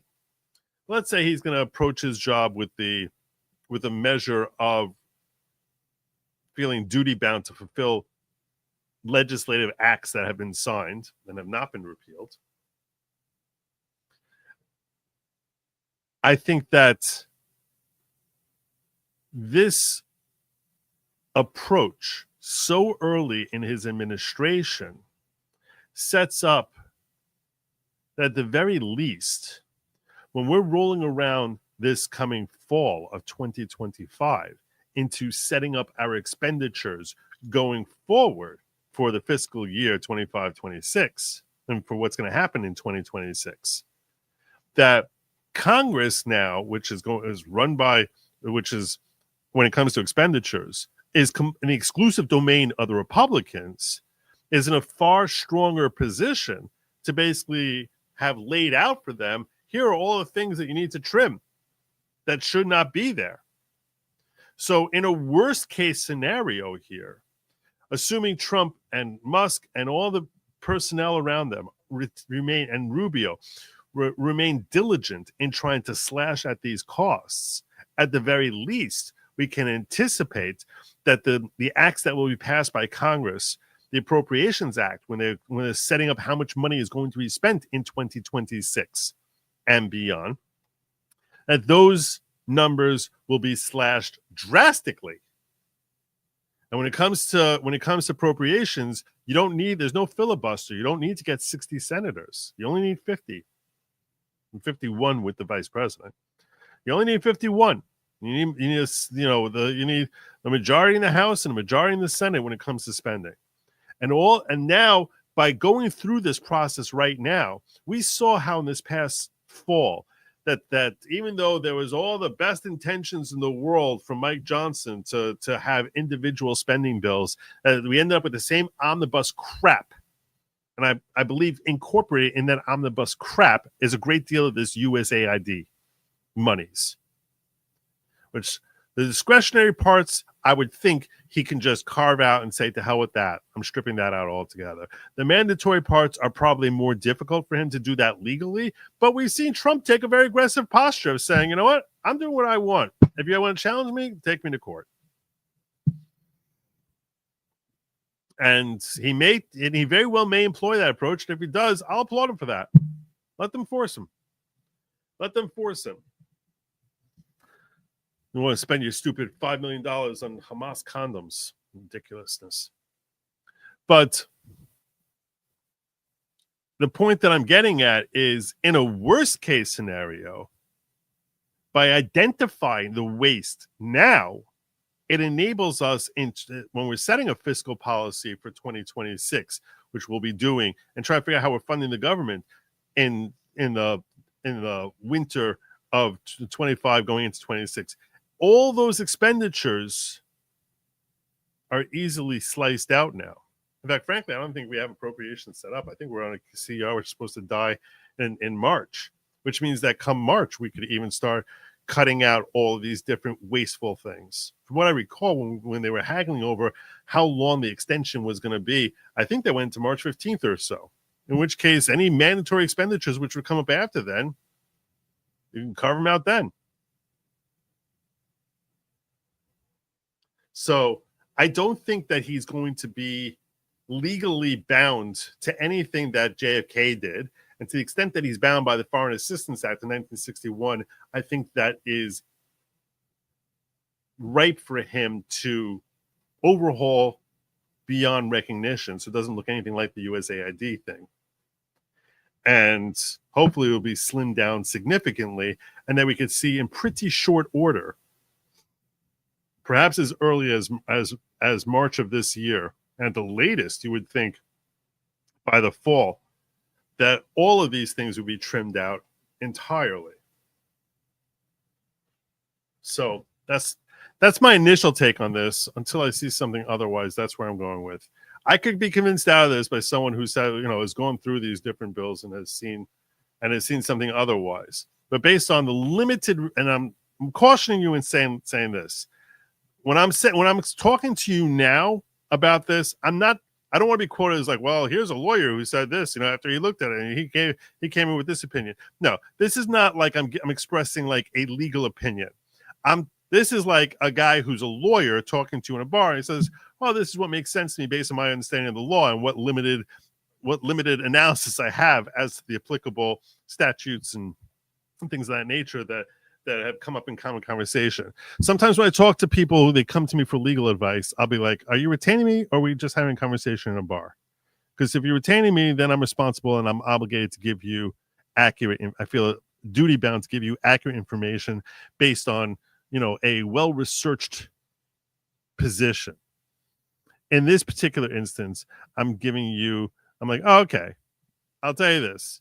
As a guy who's probably more familiar than a layperson with the law and looking at politically, this is my take on it. If you come to me, show me something that says, hey, Joe, you missed this factor, which is a critical factor, that could happen.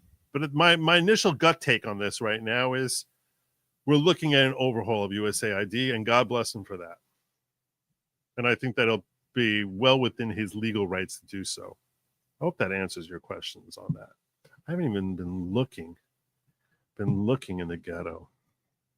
Take a glance, take a peek in the ghetto. Breck Nichols, thank you, God. Thank you, Trump. It should be on our money. LOL. So true. Love you, Joe. I'm going to give you one of these just to wake people up. Wake people up. If you can hit the like, because when I look over here and I see 80 likes on Rumble, it makes me feel sad. Makes me feel very sad.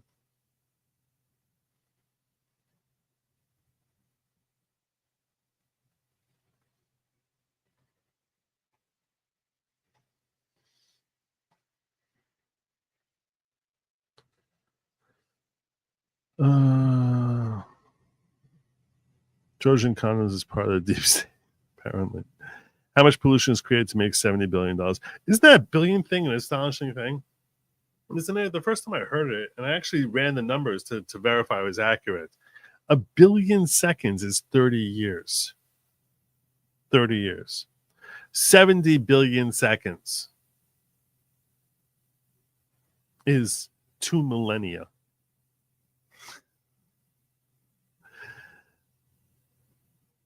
As opposed to like $70 million would be, and 70 million seconds would be 70 times 11. Would be like 2 years or 2,000 years.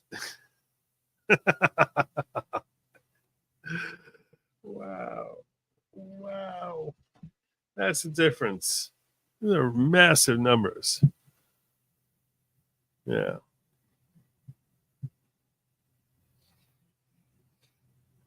$70 billion seconds was 70 billion seconds ago. No one heard of Julius Caesar yet. That's pre-Caesar days. Is it? Wait. He was, I guess he was 50 BC. 70 billion seconds ago was basically Julius times. Keep the goats in Gaza from getting pregnant. I see what you did there. I see what you did there. I see what you did. All right. Do I have any more on this? Oh, there was more on this USAID thing.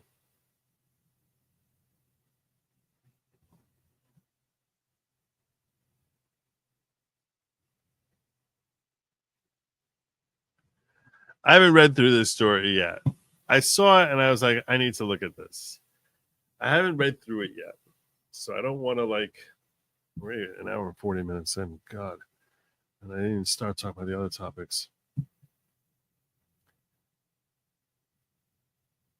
WCW records prove that Ben Hu, COVID's likely patient zero, is a Wuhan white coat funded directly by Fauci, NIH, and USAID to conduct dangerous experiments on animals. Here's the NIH document obtained via a 2021 WCW lawsuit proving that COVID's likely patient zero, Ben Hu, is receiving U.S. tax money from NIH and USAID via EcoHealth. If you look at this thing, getting $3 million. Total amount award was $3.5 million from NIAID. I don't know what this total award amount of $38 million is. I don't even know what these numbers are from USAID. I don't know what this is. I don't know. If one of you knows more about this, I was like, all right, this is something I need to come back and look at again. Do any of you know what this is? Have any of you seen this?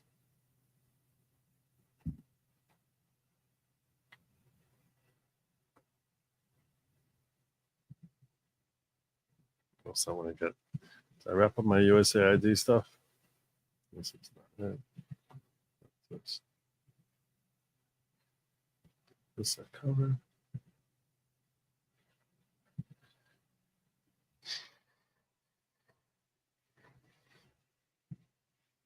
All right. So while I was away, every time I turned around on X, everything I saw was about tariffs, tariffs, tariffs, tariffs, tariffs, and the tariff wars that we're having with Canada, and a tariff war with Colombia, and a tariff war with Panama, and a tariff war with Mexico, and one tariff war after another. And every time there was talk about tariffs, every single time there was talk about tariffs, there was the threats from the left of, oh my God, our prices are about to go through the roof. Oh my God, we're never going to be able to afford this. Well, today we had Canada and Mexico caving. And you always got to love the how it started and how it's going. How it started and how it's going.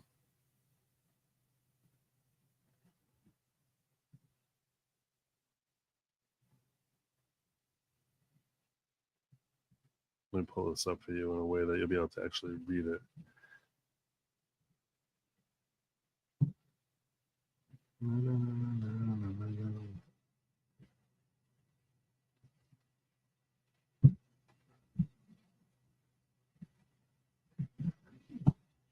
This is how it started.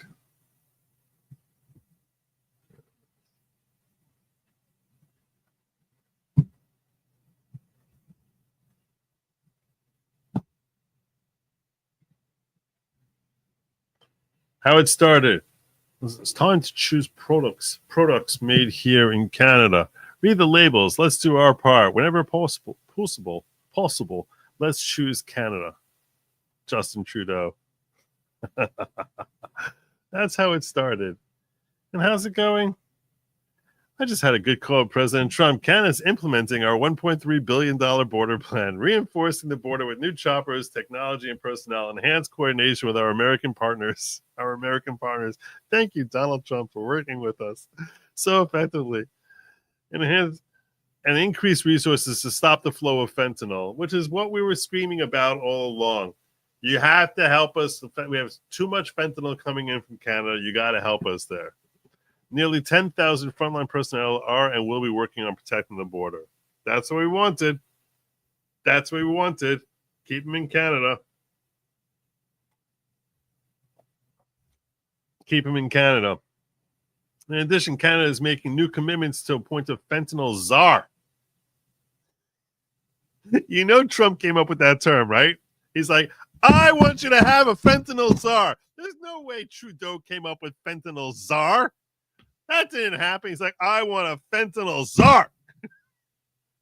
I want Canada to have a fentanyl czar. That is Donald Trump written all over it. Can you imagine a Biden-Trudeau agreement which would have the term fentanyl czar? No. That's totally a Trump term. We're going to have a fentanyl czar. Whack!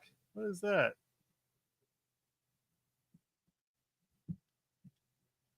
That's not what I wanted to happen. I lost it. Give me 1 second. Let me pull this up.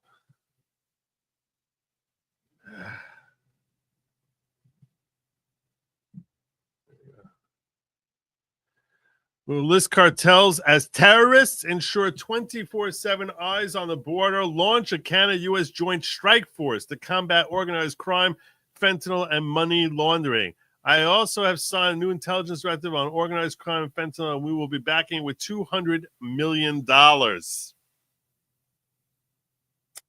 There you go. Proposed tariffs will be paused for at least 30 days while we work together.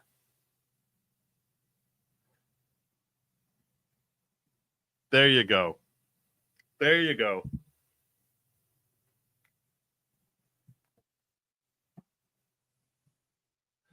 There you go. That's what we wanted. That's what we wanted. All Canadians who were boo-hooing about the tariffs and stuff, it's like, no, just get rid of the guy, put someone in there who's actually going to take the border seriously. Otherwise, you're facing tariffs. So I had someone saying, Joe, I was very disappointed. I'm a Canadian. I supported Trump for president. And I felt very hurt that he was emboldening and empowering Trudeau by making them look like the victims of Trump. And I'm like, you know what? At the end of the day, I'm not worrying about, first and foremost, I have to worry about America first. Would I like to see Trudeau gone? Yeah. Do I think he's still going to be gone? Yeah. But first and foremost, we need to worry about American interests. And Trudeau being gone is beneficial to America. Fentanyl crisis is emergency. That has to stop. That has to stop. That is far more critical than who the Prime Minister of Canada is. Far more critical.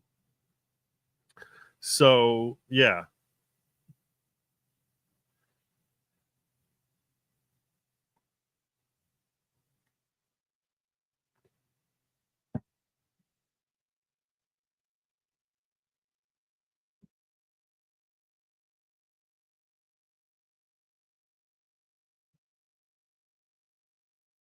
We'll pay for it. You, not us. Just saying. No more soup for you. Ibor, we need you to stop being slobs. See, when you have a messy border and it's spilling onto us and it's costing American lives and American money, that's not acceptable.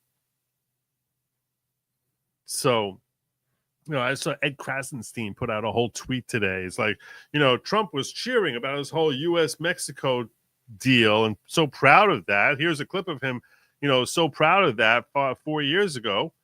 And now here he is spitting in the face of Canadians and rejecting that deal. It's like, no, these two things are not related to each other at all. The U.S.-Mexico-Canada deal was a lot better than NAFTA, a lot better. So that was a reason to cheer. And this tariffs, not all tariffs are implemented for the same reasons.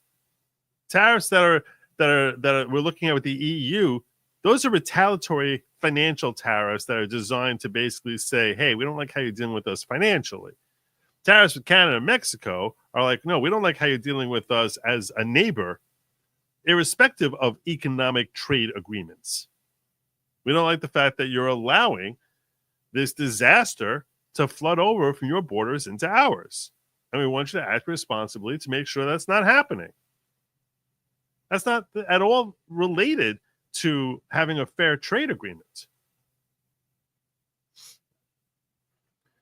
And another thing I'll point out, because every time we saw tariffs, people were talking about how saying things like along the lines of what Ibor here is saying, which is like when you have tariffs, you're the one who pays for it. Joe, don't you understand how taxes work? Don't you understand? You're the one who pays for it. And that's sort of true, and that's sort of simplistic. It's sort of true and sort of simplistic.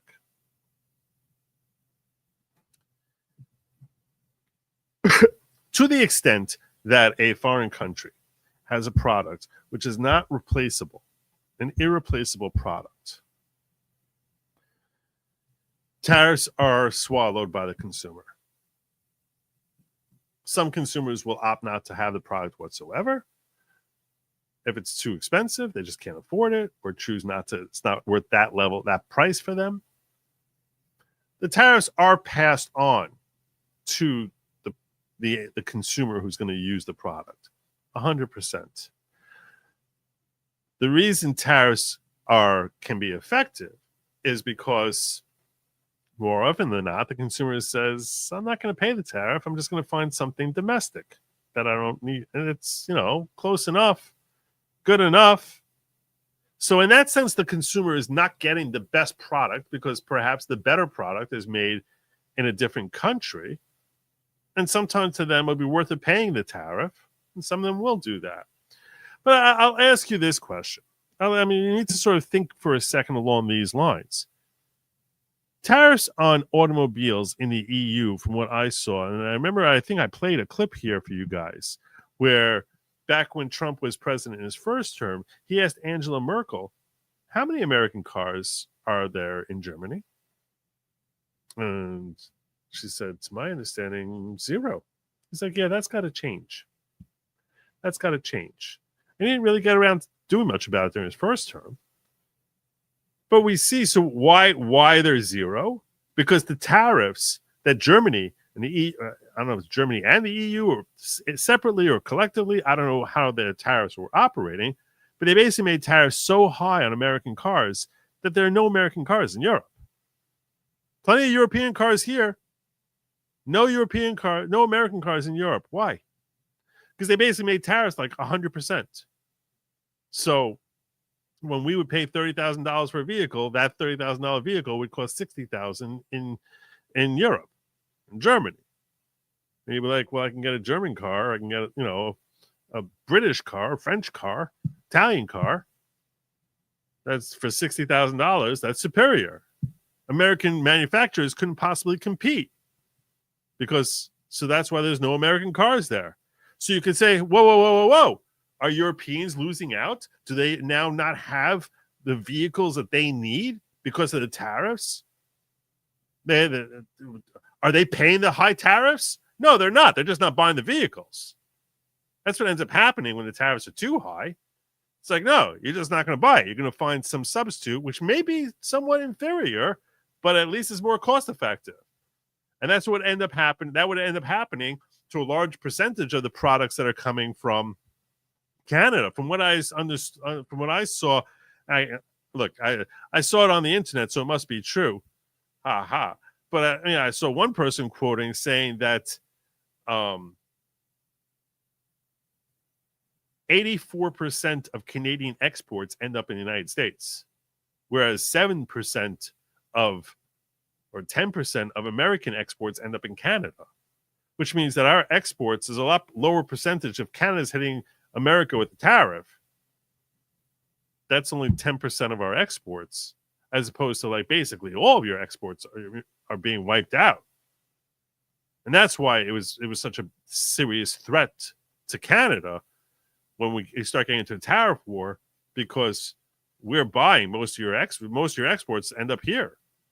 And none of them are going to end up, if they're tariffed too high, the same way there's no American cars in Europe, there wouldn't be any Canadian products here. And that would bankrupt Canada. I'm not looking to see that happen to Canada. No one wants to see that happen to Canada. It's a very simple thing. Just take care of your freaking border so we don't have to have this problem. It's really that simple. Just take care of your border. So it was nice to see Canada cave. That happened. They're not the only ones caving.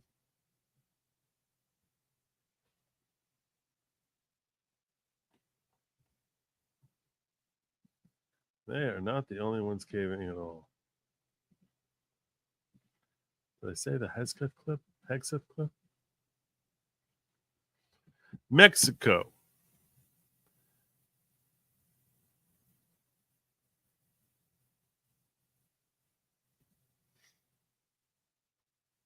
Yeah, that's true. Look, if you're diversified, it definitely helps a lot more. That puts you in a more powerful position.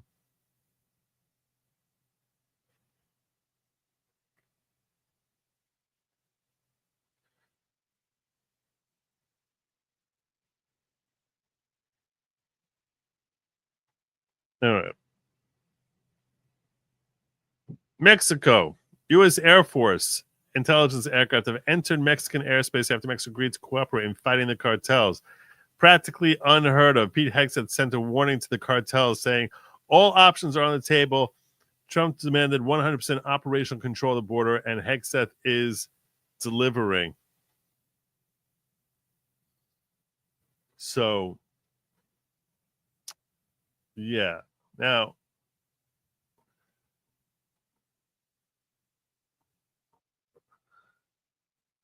so America has basically asserted 100% control of the border. Obviously designed to clamp down on the illegal crossings, which were so ridiculously rampant. I'd love to see, I can't wait to see the drop in the numbers from like December 2020 to December 2024 to to February 2025. I'm sure they say there's a 93% cut in people in border crossings. 93%. Tom Homan ain't playing around.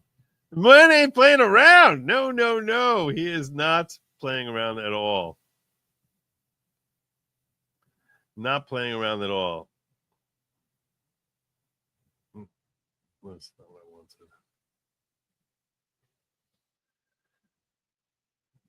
So, yeah.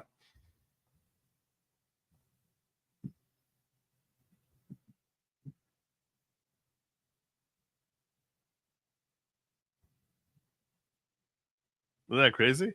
Isn't that crazy? I know. Oh my God, I love this president. It only goes to show how much is possible if you actually have the will. If you actually have the will, you just need to have the will. And sadly, we've had leadership which has not had the will for a long time.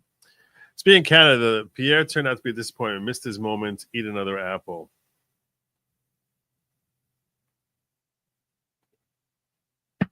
Yeah, I've heard complaints about Pollier. I've heard Trudeau is the czar of blackface and culture. The thing about not having tariffs is that everything is expensive when you don't have a job. That's true. Everything is very expensive when you don't have a job. So now last week I told you I was very disappointed. The one thing I really was bummed about missing last week while I was on vacay was confirmation hearings of Kash Patel and Tulsi Gabbard. I really would have loved to watch both of them. I still think I'm going to. In fact, I'm going to put a poll up here. Let's put a poll up. Let's do a poll. It's time to do a poll.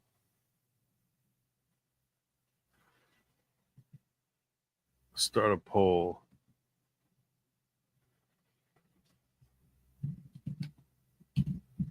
If I did a day stream,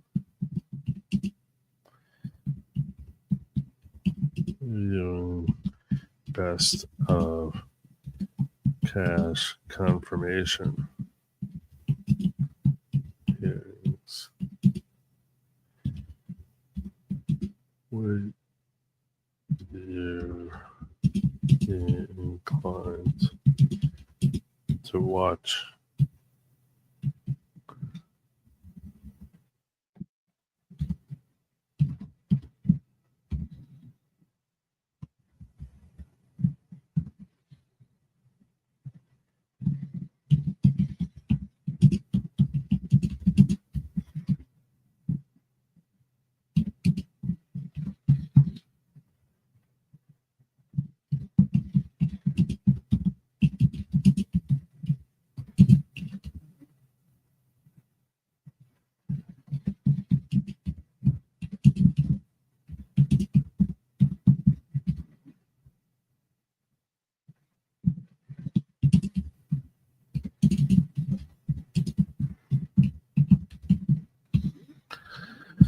All right.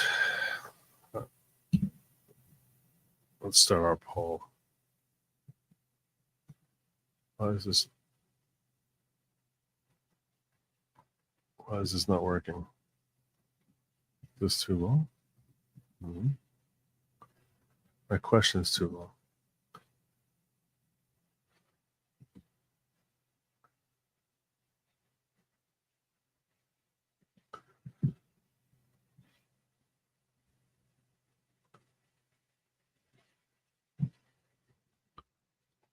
Gotta change my question.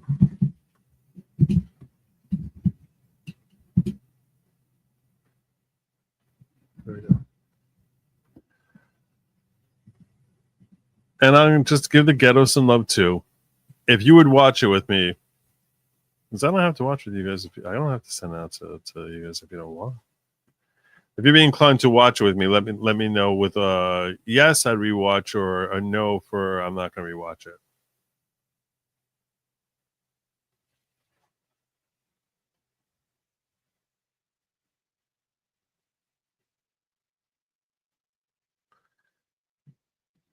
I'll let that simmer for a. Yes, that's a date on your poll. Awesome. About not having tariffs is that everything is expensive. We got that. Okay. While that's simmering, as we're switching over to the confirmations, this is a very good sign for Tulsi. I know RFK is looking like the struggle is going to be real for him to get confirmed. Struggle is going to be real for him to get confirmed. But this is Susan Collins. Susan Collins and Murkowski are the two strongest lefties from the GOP. Murkowski being from Alaska and Collins being from Maine. They're the ones who are most likely to side with the Democrats in any given moment. And here is Susan Collins earlier today. After extensive consideration, conversations with her. This is Susan Collins, GOP senator from Maine, talking about Tulsi Gabbard. Conversations with her in my office, attending the hearing, questioning her there, and listening to her in the closed session. I decided to vote that I will vote for her. I believe she's committed to strengthening our national security. After extensive. So there you go. That's pretty big news. That right there is basically saying she's going to get confirmed. That she is, if Susan Collins is on board, she's going to get in. She's going to get in. Now, RFK is looking like, I haven't seen much about Kash Patel in the wake of his confirmation hearings. Maybe some of you have seen stuff that you want to share with me, in which case, by all means, share away. I haven't seen much on the way of whether or not he's likely to be confirmed. But, you know, and the people you really care about are the ones who are more of a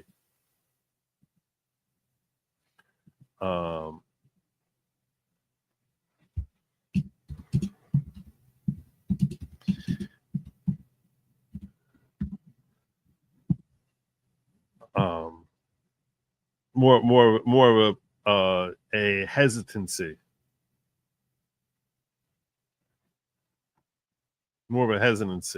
on RFK than anyone else.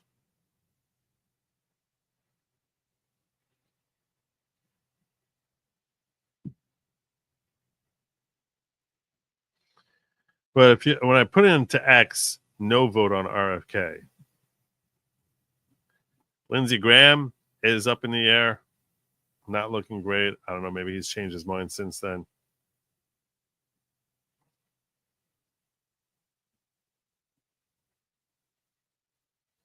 Bill Cassidy has been a problem, but he said he's a no vote. Lisa Murkowski, like I said, always a problem. Susan Collins, always a problem. Mitch McConnell, it's going to suck.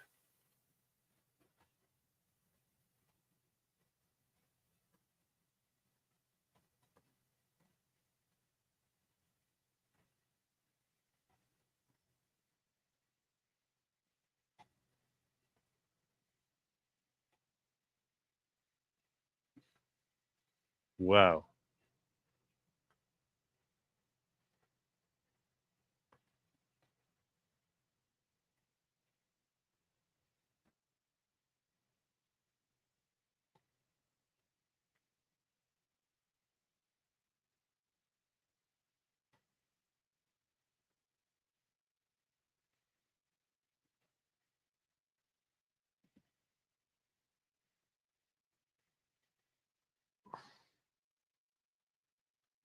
I don't know what the delay is on Pam Bondi.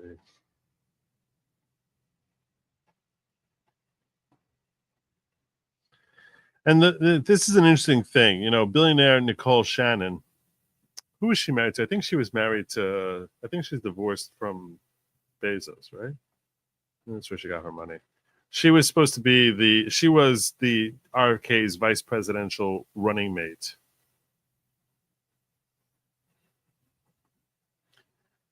She was a hardcore lefty who has turned on the left after she saw the way the Democratic Party manhandled RFK and chased him out of the election. So she's saying she's going to primary Warnock.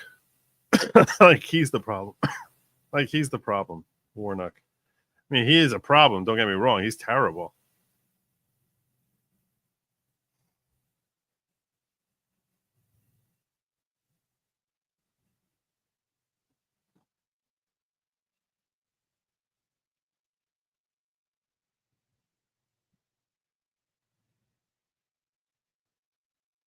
I have a feeling. I have worries about RFK.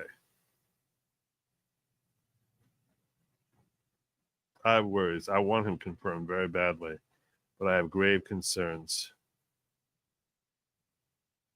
Look at this schmuck. This schmuck. You schmuck. My God, what an embarrassment Mike Pence is. You are such a freaking embarrassment. Oh my God. What is wrong with you, Mike Pence? You stupid, stupid man. You stupid, stupid man. My God.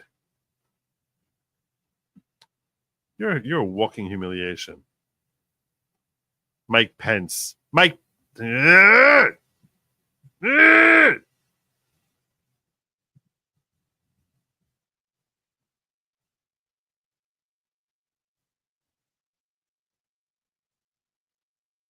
Anyone who puts their stupid blue sky in there.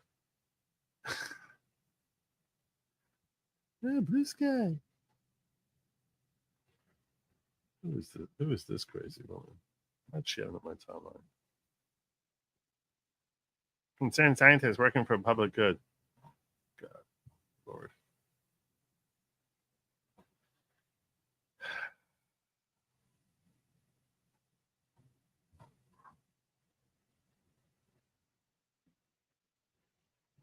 These people, by the way, I do want to say this. JD Vance News, not JD Vance. JD Vance News, Tucker Carlson News. Look at this. Look at how they just. Is this one guy, like writing for both of them? Like, I think this is what I suspect happens here. I just want to talk about these guys are grifters. I'm telling you right now, you shouldn't be following any of these people. JD Vance News. You definitely should be following JD Vance, not JD Vance News, which has nothing to do with JD Vance. It's just someone who's using his name and grifting off his name in order to build an account that has how many hundreds of thousands of followers? 500,000 followers. These people are grifters. Tucker Carlson News. How many here? 330. I'm convinced that the only way that this comes out the way this does, the exact same thing. Breaking. Lindsey Graham says he's a no vote for RFK. So you folks, South Carolina, know exactly what to do. Exact same language here. Tucker Carlson News.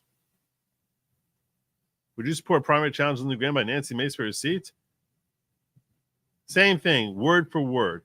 They have, it has to be, the only way explanation possible is that these grifters who are not beneficial to MAGA or to conservative agendas this is terrible.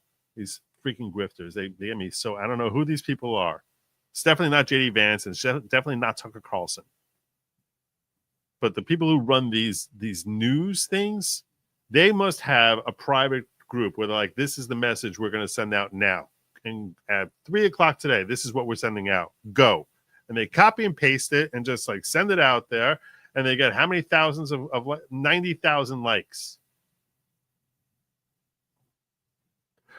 47,000 likes. These people are not helping anything.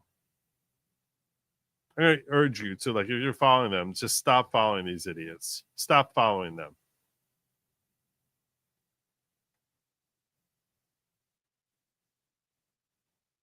Senators refusing to say no.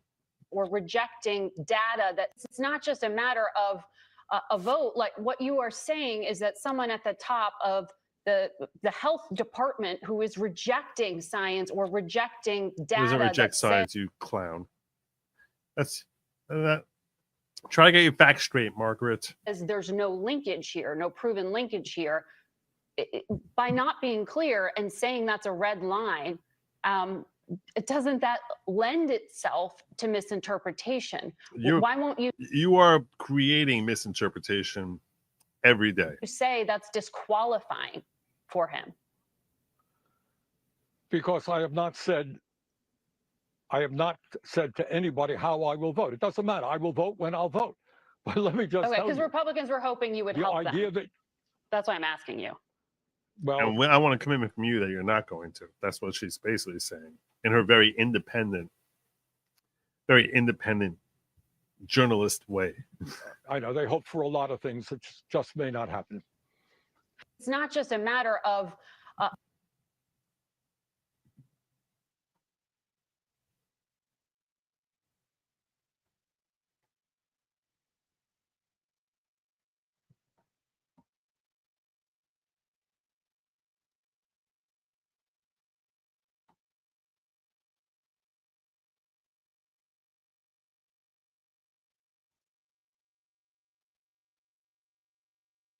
Nick Cassidy is the one he's on the committee who said he's a no vote. And what I was asking about, I was asking about this. So I wasn't sure about this confirmation process. As far as I understand it, if you don't get a majority approval from the committee, which he's in danger of not getting that, then you need to get 60 votes in order to get it, which is kind of messed up. I don't know why the committee has that kind of power.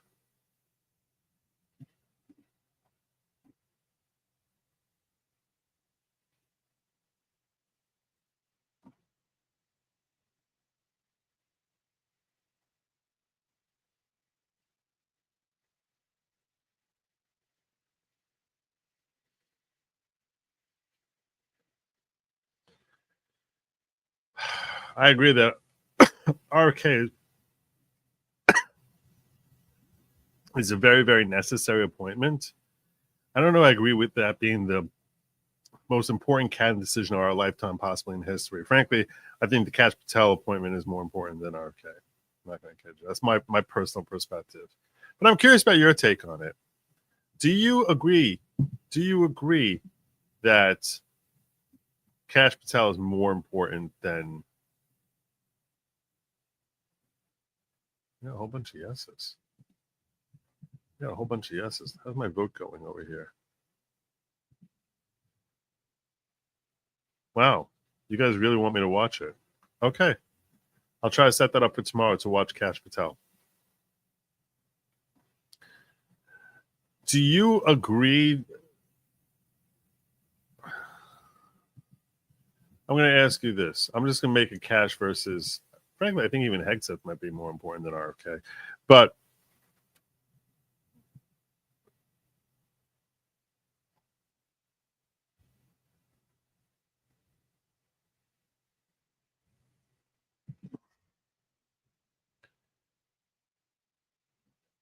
I really think that's overstating.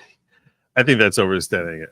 All right. So I'm going to close down this vote here because it's pretty clear that the majority here want me to watch it. And I was planning on watching it on my own time. So I'll watch it on YouTube and Rumble. Prospering Woman's asking where I'm going to watch it. On YouTube and Rumble. Okay. I'll probably do it tomorrow. Like tomorrow as a day stream. Okay. So I am curious whether you think that as far as cabinet positions right now, which cabinet position is most important?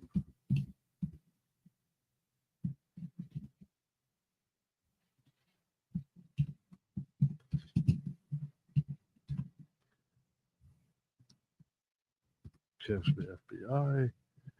We'll have RFK, HHS. We'll put in Hegseth.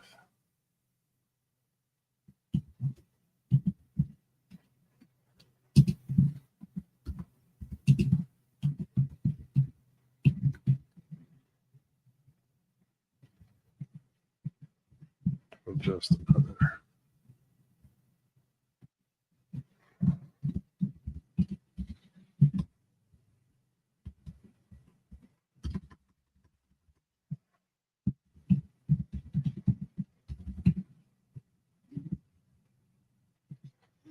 What do you think? Cash, Hegseth, or RFK? I'm looking at you, Ghetto. I'm looking at you, Ghetto, where I see Bulldozer says, glad to see you on tonight, Joe. Happy I got done with my show in time to hang out in the Ghetto. Also, I finally broke 600 followers here on Rumble today. You go, Bill. That's right. The Dozer Den.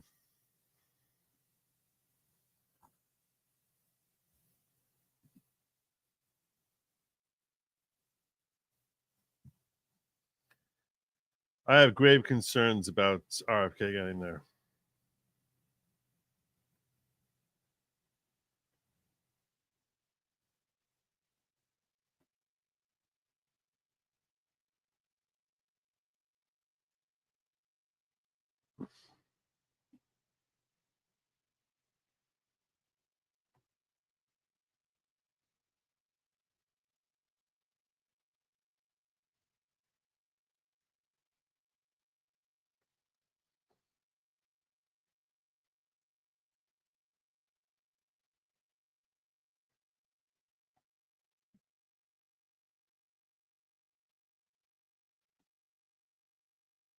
Thank you for trying. On a personal note, I wish you luck on your trip tonight. Thank you, sir. Thank you for trying. Like in any diplomacy, you have to go down a lot of dead ends before you hit the right one. Thank you for keep trying. Thank you very much, Mr. Chairman. Privilege to be with you. Thank you. Hey, John, good job.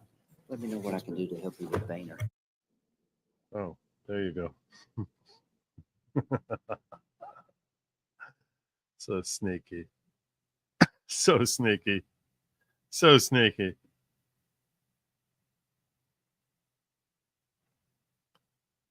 Yeah.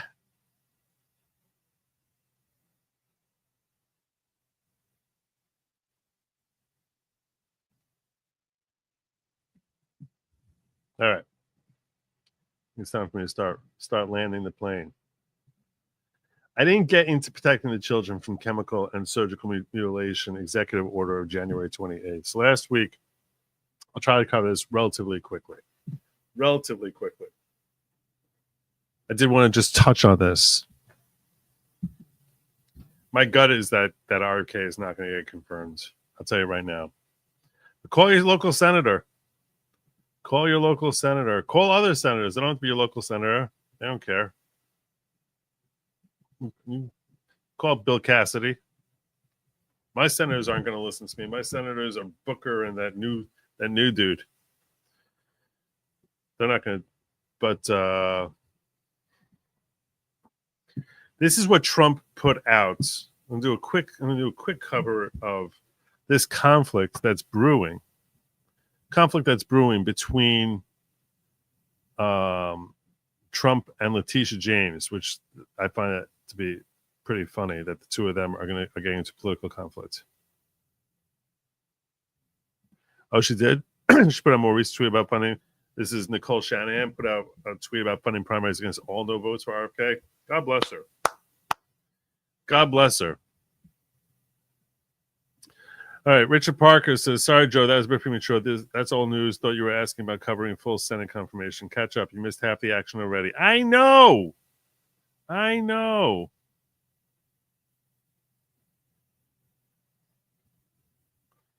Senator Mullins, Bondi, and Doug Collins vote tomorrow.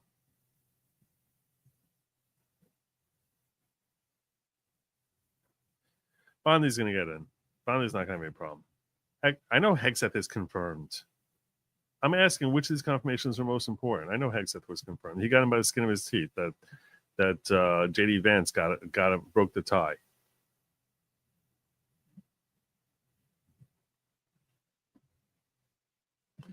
Yeah, you guys agree with me that's cash. Although RFK is second. All right. The other got third. Exit got fourth. What is this?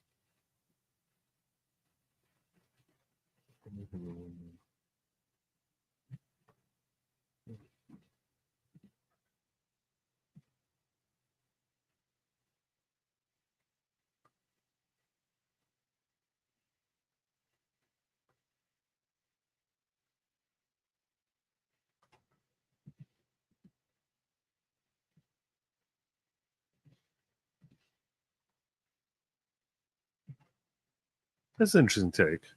That's fair. That's fair. I can understand that take. Saying you can change the whole policy. It's like long-term health. It's a fair point. Fair point. Speaking of staying healthy, so Trump passed this EO while I was gone. He passed this EO, protecting children from chemical and surgical mutilation. By the authority, I'm not going to read through the entire thing here, but we'll look through much of it. By the authority vested in me as president by the Constitution and laws of the United States of America, is hereby ordered. Section 1. Across the country today, medical professionals are maiming and sterilizing a growing number of impressionable children under the radical and false claim that adults can change a child's sex through a series of irreversible medical interventions. This dangerous trend will be a stain on our nation's history, and it must end. And it must end now. Countless children soon regret that they have been mutilated and begin to grasp the horrifying tragedy that they will never be able to conceive children of their own or nurture their children through breastfeeding. Moreover, these vulnerable youths' medical bills may rise through their lifetimes as they are often trapped with lifelong medical complications, a losing war with their own bodies, and tragically, sterilization. Accordingly, it is the policy of the United States that will not fund, sponsor, promote, assist, or support the so-called transition of a child from one sex to another, and it will rigorously enforce all laws that prohibit or limit these destructive and life-altering procedures. Child over here means anyone under 19. Pediatric means relating to the medical care of a child. Chemical and surgical mutilation means the use of puberty blockers, including GnRH agonists and other interventions to delay the onset or progression of normally timed puberty. In an individual who does not identify as his or her sex, the use of sex hormones such as androgen blockers, estrogen, progesterone, or testosterone to align the individual's physical appearance with an identity that differs from his or her sex, and surgical procedures that attempt to transform an individual's physical appearance to align with an identity that differs from his or her sex, or that attempt to alter or remove an individual's sexual organs to minimize or destroy their natural biological functions. This phrase sometimes is referred to as gender-affirming care.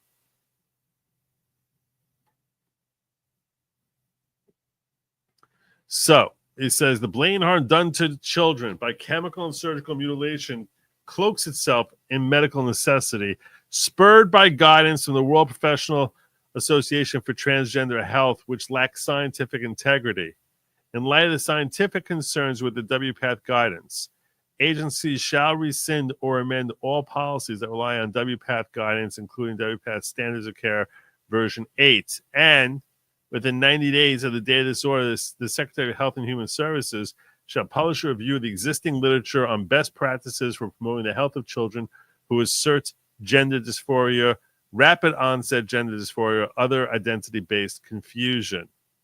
Secretary of HHS, as appropriate and consistent with applicable law, shall use all available methods to increase the quality of data to guide practices for improving the health of minors with gender dysphoria, rapid onset gender dysphoria, and other identity-based confusion, or otherwise seek chemical or surgical mutilation. So how are they going to actually, how is he going to bludgeon those? Can he criminalize it? It's tough for him to criminalize it because it seems to be something that would be state governed. What he can do is he can control the money. That's what government does. That's what the federal government does. When they don't like something, they control the money. So here's Trump engaging in wicked Filburn right here and using it to actually help make America a healthier place. The head of each executive department that provides research or education grants to medical institutions, including medical schools and hospitals, shall, consistent with applicable law and coordination, immediately take appropriate steps to ensure that institutions receiving federal research or educational grants end the chemical and surgical mutilation of children. You're defunded. If you're going to keep doing these, you're not getting federal funds. And they take all appropriate actions to end the chemical and surgical mutilation of children, including regulatory and sub-regulatory actions, which may involve the following laws. No more Medicare and Medicaid conditions, clinical abuse or inappropriate use assessments relevant to state Medicaid programs, mandatory drug use reviews, etc. Department of Defense provides health insurance through TRICARE to nearly 2 million individuals under the age of 18. Secretary of Defense shall commence a rulemaking or sub-regulatory action to exclude chemical and surgical mutilation of children from TRICARE coverage and to amend TRICARE, basically starve them of the money that the hundreds of thousands of dollars that these surgeries and the treatments cost. But you're not getting funding from us for that.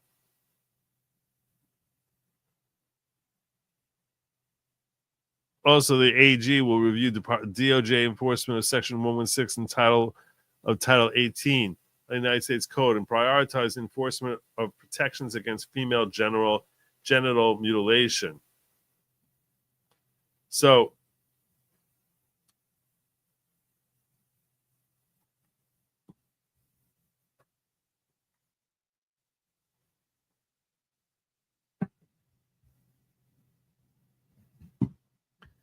that's him coming out trying to stop it, trying to stop kids from being Frankenstein by these sick, insane doctors and these wacko Munchausen by proxy parents who feel like they're so cool if their kid goes trans. So let's butcher them so that way I'll feel like I'm a really cool parent. Monsters. Awful, awful, terrible people. So, not everyone is so inclined with that. Not everyone is very excited about that. Specifically, New York Attorney Letitia James. She issued a warning to New York hospitals not to comply with Trump's EO to end gender-affirming treatments on children, claiming it could violate state law.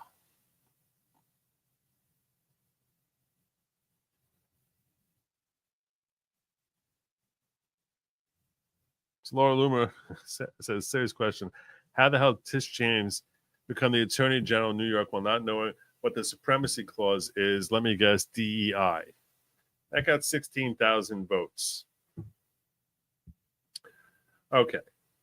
All right.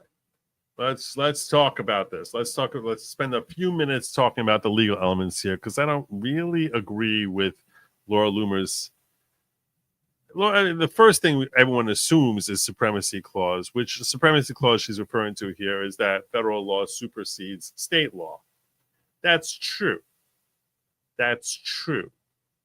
However, is Letitia James actually, first and foremost, is an EO federal law? Let's assume it is. It probably depends on the context. Let's assume that qualifies as federal law. Normally, when we talk about Supremacy Clause, you're talking about an actual statute passed by Congress and signed by the president, not an EO.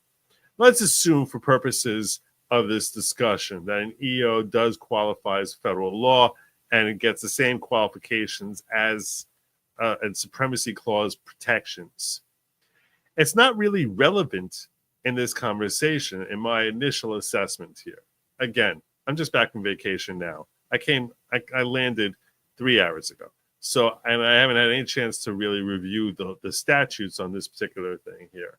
The way I read Trump's EO, in essence, as it affects individual states or medical facilities, is that it is basically saying, if you don't comply, you're going to lose money. We're going to take money away from you. Tish James here is basically directing, saying, well, you're going to have to suffer and lose the money.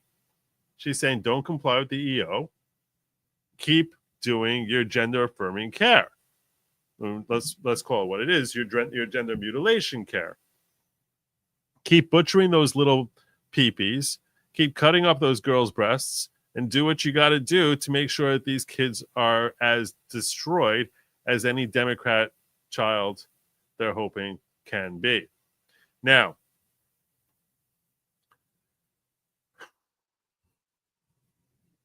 Is that breaking the law? Supremacy clause says when there's a conflict there. Well, in that case, federal law will supersede. That's true. But Trump didn't make it illegal. And arguably, he probably would struggle to have that survive judicial scrutiny if he did try to make it illegal. What he did say is, I'm stripping you of funding. You're allowed to do it. You're still allowed to do it. You're just not going to have the money for it. If you're a kid, you're not going to be getting money under TRICARE. And if that's your health insurance, we're not getting any money on the TRICARE. And medical facilities that are reliant on federal funding, they're not going to be getting federal funding if they engage in that type of mutilation practice. By the way, I totally agree with him, because if they're a medical facility which is engaged in that type of practice, they're breaching their Hippocratic oath to maintain and protect the life of their patients. I personally believe that they are destroying lives rather than saving lives, which is a violation of the Hippocratic oath. I'm sure that many medical care professionals would disagree with me. Many people went to school and passed boards and things like that would disagree with me. That doesn't mean they're not stupid, or their minds haven't become poisoned by culture. But my position on it is really not more valuable than anyone else's. I'm just saying I'm from one side of the coin. You might be on the same side. You might be on a different side. The point that I'm getting at here is supremacy clause only kicks in when there's a conflict, and there's not really a conflict here, because technically Tish is not telling him to break a federal law, not even telling him to break an executive order.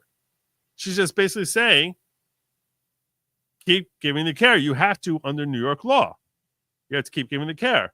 Well, what's the ramification? Well, now you're going to go broke. Okay. Well, she's saying, okay, essentially saying you'll go broke. You have to keep doing it. That's essentially what she's saying here. Can she compel Trump to give them money? No. But what we anticipate will happen is that she's going to go to the Supreme Court. What's she going to say? She's going to say it's discrimination. You're discriminating against these kids who are trans. What type of protections are afforded to trans individuals? Well, this already is something that's being addressed by the Supreme Court. The Supreme Court has already heard argument about this, and is supposed to be issuing a decision on this particular topic. What was the name of that case? But I was listening to oral arguments on this recently, where they were talking about, where there was debate as to providing care to states that want to ban treatments of minors. So this is something that is actually going to be fought at the state level, and the Supreme Court is going to be weighing in on in the near future. You would imagine probably within less than a month, we should be getting a decision from the Supreme Court as to whether or not states have a right to ban it outright. And the inclination from based on the questions, from what I recall, is that they are going to afford states that rights to do it. Now, what yardstick they put in there as far as what level of protection, if any, is afforded to people identified as being trans will certainly be of major significance. But what Trump did to try and ensure the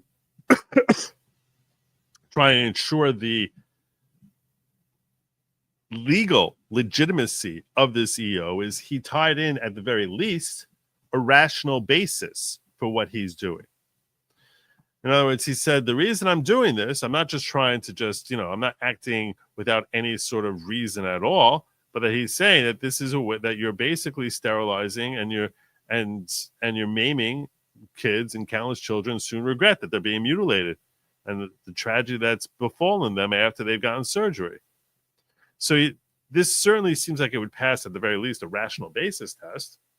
If, in fact, it does get scrutinized, the question is whether a rational basis test is enough, whether passing that yardstick is enough. And we're going to know more from that We'll know more about that based on a Supreme Court ruling that's due to come out within a few weeks. So it's a little premature to tell you right now whether or not this. So this is what my take is in general about this Letitia James situation. I don't think this is a violation of the Supremacy Clause. I don't think that this is a lack of understanding of the Supremacy Clause. I think Laura Loomer here is clickbaiting a little bit, because technically Letitia James is not telling anyone to break the law, federal law, or even violate the EEO. She's simply saying, I don't care what the EEO says, you're legally obligated to keep doing it. And if that results in you not getting funding, okay, you still have to do it.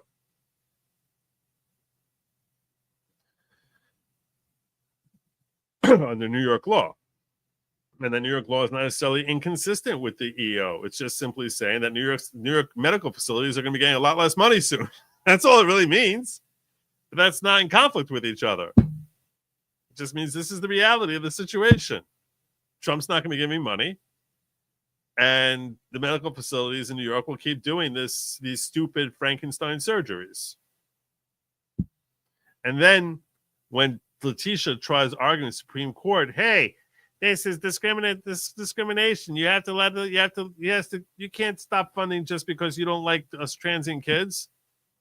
Well, a lot of that's going to come out as far as whether or not it's considered discriminatory or violated the law. I have a feeling we're going to be looking at a rational basis test, and if that's the case, I think Trump has managed to basically say, I don't have to give you money. Then in theory, you would see a conflict between the medical facilities and Letitia James saying, how can you compel us to do this and go broke? Like, what are you supposed to do? You're putting us in a no-win situation. They'll be seeking declaratory judgments saying that they can reject transient kids so that they can get funding and not be forced to forego any federal funding under this EO. That's how I would envision this whole legal battle playing out. So the first thing we need to, so again, just to review for those of you who are confused, because I know this gets a little complicated with the law and supremacy clause. So first, I disagree with Laura Loomer that this is a supremacy clause issue. She says it's a supremacy clause issue, that whenever the federal law is in conflict with the state law yields to the federal law, and accordingly, whatever New York Constitution says is irrelevant now that we have this Trump EO. I think she's mistaken for two reasons. First and foremost, I don't think that necessarily supremacy clause would apply to an EO. It would apply to an act that was passed by Congress. I'm not so sure it applies to an EO. I have a lot of suspicions. Strong inkling is that it probably would not apply to an EO. That's first and foremost. Second of all, in order for the supremacy clause to kick in, you would need to have a conflict between the federal law and the state law. And over here, there's not a real conflict. It's simply saying, okay, Trump is saying, if you do this, we're not going to give you any money. And Tish James is saying, you have to keep doing it. So they'll keep doing it. And then Trump will say, you're not getting money. Then the next step will be that Letitia James will go to court and say, you need to keep giving us money. It's discriminatory to say that you're withholding our funding because of this, because you want to discriminate against the trans kids, against the trans community, whatever the hell that phrase means. Then, I think I'll have a lot stronger feeling as to how the Supreme Court will feel about that after we see their decision in a pending case that's already been brought before the Supreme Court, whether or not states have a right to ban trans surgery, trans treatment for minors. So this case would certainly come after that's been long decided. So this case that's going to be decided will probably have a great deal of influence as to what we should anticipate happening in a battle that we see brewing here between Tish James and Trump. And we'll have a lot stronger feeling about that. Assuming Trump prevails and is able to say, look, based on the ruling that we have on this first case, that the government can intercede to stop minors from being trans. In that case, and now my EO is perfectly valid, if Tish James still compels medical facilities to go forward and say that to comply with New York law, you have to keep giving those treatments, even if it means that you lose your federal funding, then we should anticipate a battle coming between the medical facilities and Tish James saying, how are you making us give up our funding here and that this is putting us in a ridiculously unfair position. That is the genesis of how these legal battles I anticipate will brew. But once we see what happens in that first case that's pending for the Supreme Court, I think we'll know a lot more. That's my thoughts on all that. Was that clear? I think that was clear.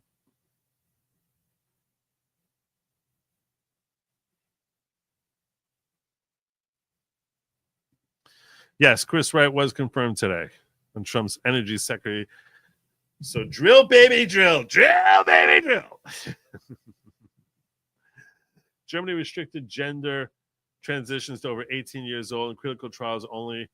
At least we've seen the light logic prevails, at least here. That's a very, very healthy, that's a great thing for America. Because they're not the first country that started banning it. I think I think Sweden did also. One of the Norwegian countries, one of the Scandinavian countries did it. I think they said we're not allowing this anymore.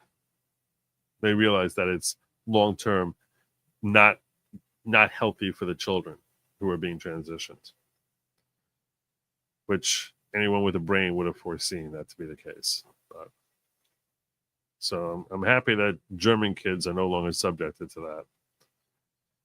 Conjunction, junction, what's your function? Hooking up words and phrases and clauses. We know what the law is. An EO is not a law. Yeah. Well, look, she got 16,000 likes. So I sort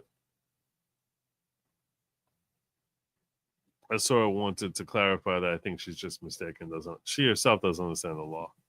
It's very easy to dunk on Tish James. I think Tish James would be correct that it's not a supremacy clause issue.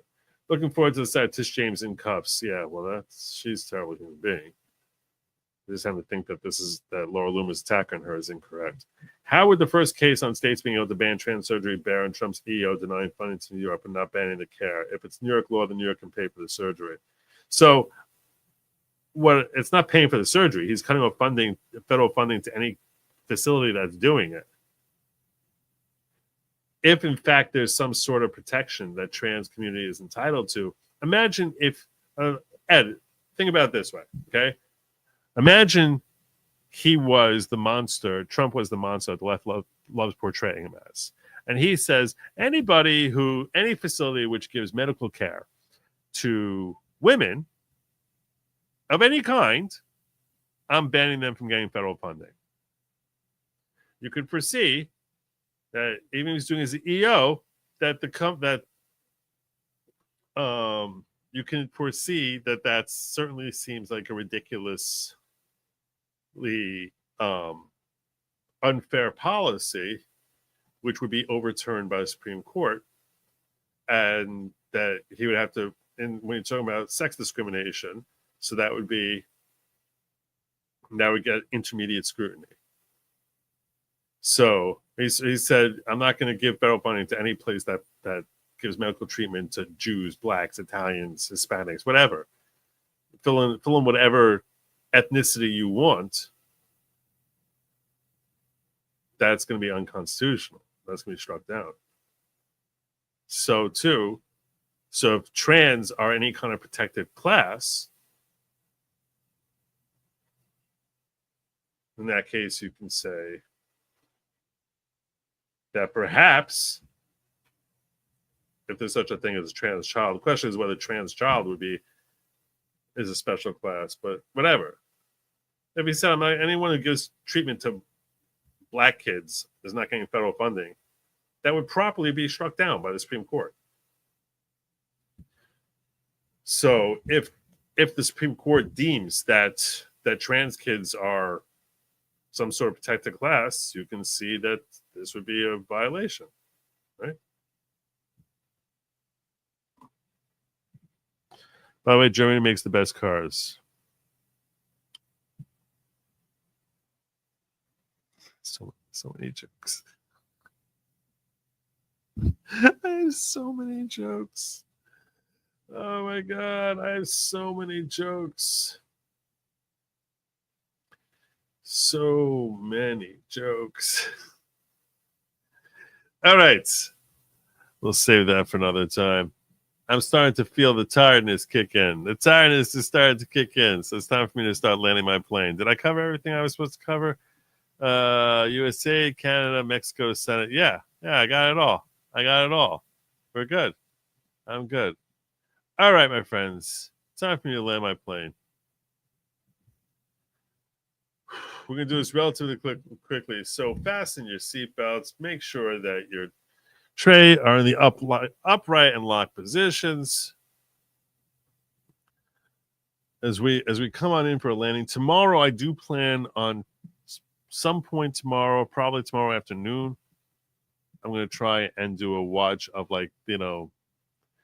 extended portions of the Kash Patel confirmation. Just because I like watching him work. I really like watching him work. So that's going to be tomorrow afternoon. So be on the lookout.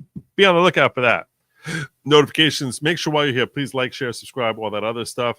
Sign up at Locals. This way you'll know what time I'm starting my main show, as well as any additional appearances that I do or any streams I do there. goodlogic.locals.com. Everyone who comes to goodlogic.locals.com, they presumably know that they should never ever be eating lab meat. I took a plane ride today, and I'll tell you right now, the kosher meals they serve on these planes, I wouldn't even open it.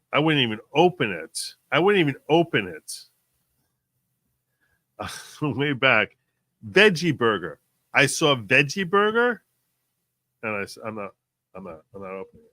I don't want the smell of this to even just waft in the air and fill the plane. Veggie burger. God. Right. But even worse than veggie burger is lab meat. That's meant for they, them. It's meant for people who don't get medical care. Okay? From Trump. It's meant for them. It's not meant for you. It's not meant for you. It's meant for they, them. Also, even if it's chocolate-covered ants, people are like, wait, people are eating chocolate-covered ants? No! Don't eat the bugs! Don't eat the bugs! Do not eat the bugs. I'm Joe Neerman. That's my show. Have a good night. And as always, Goldspeed.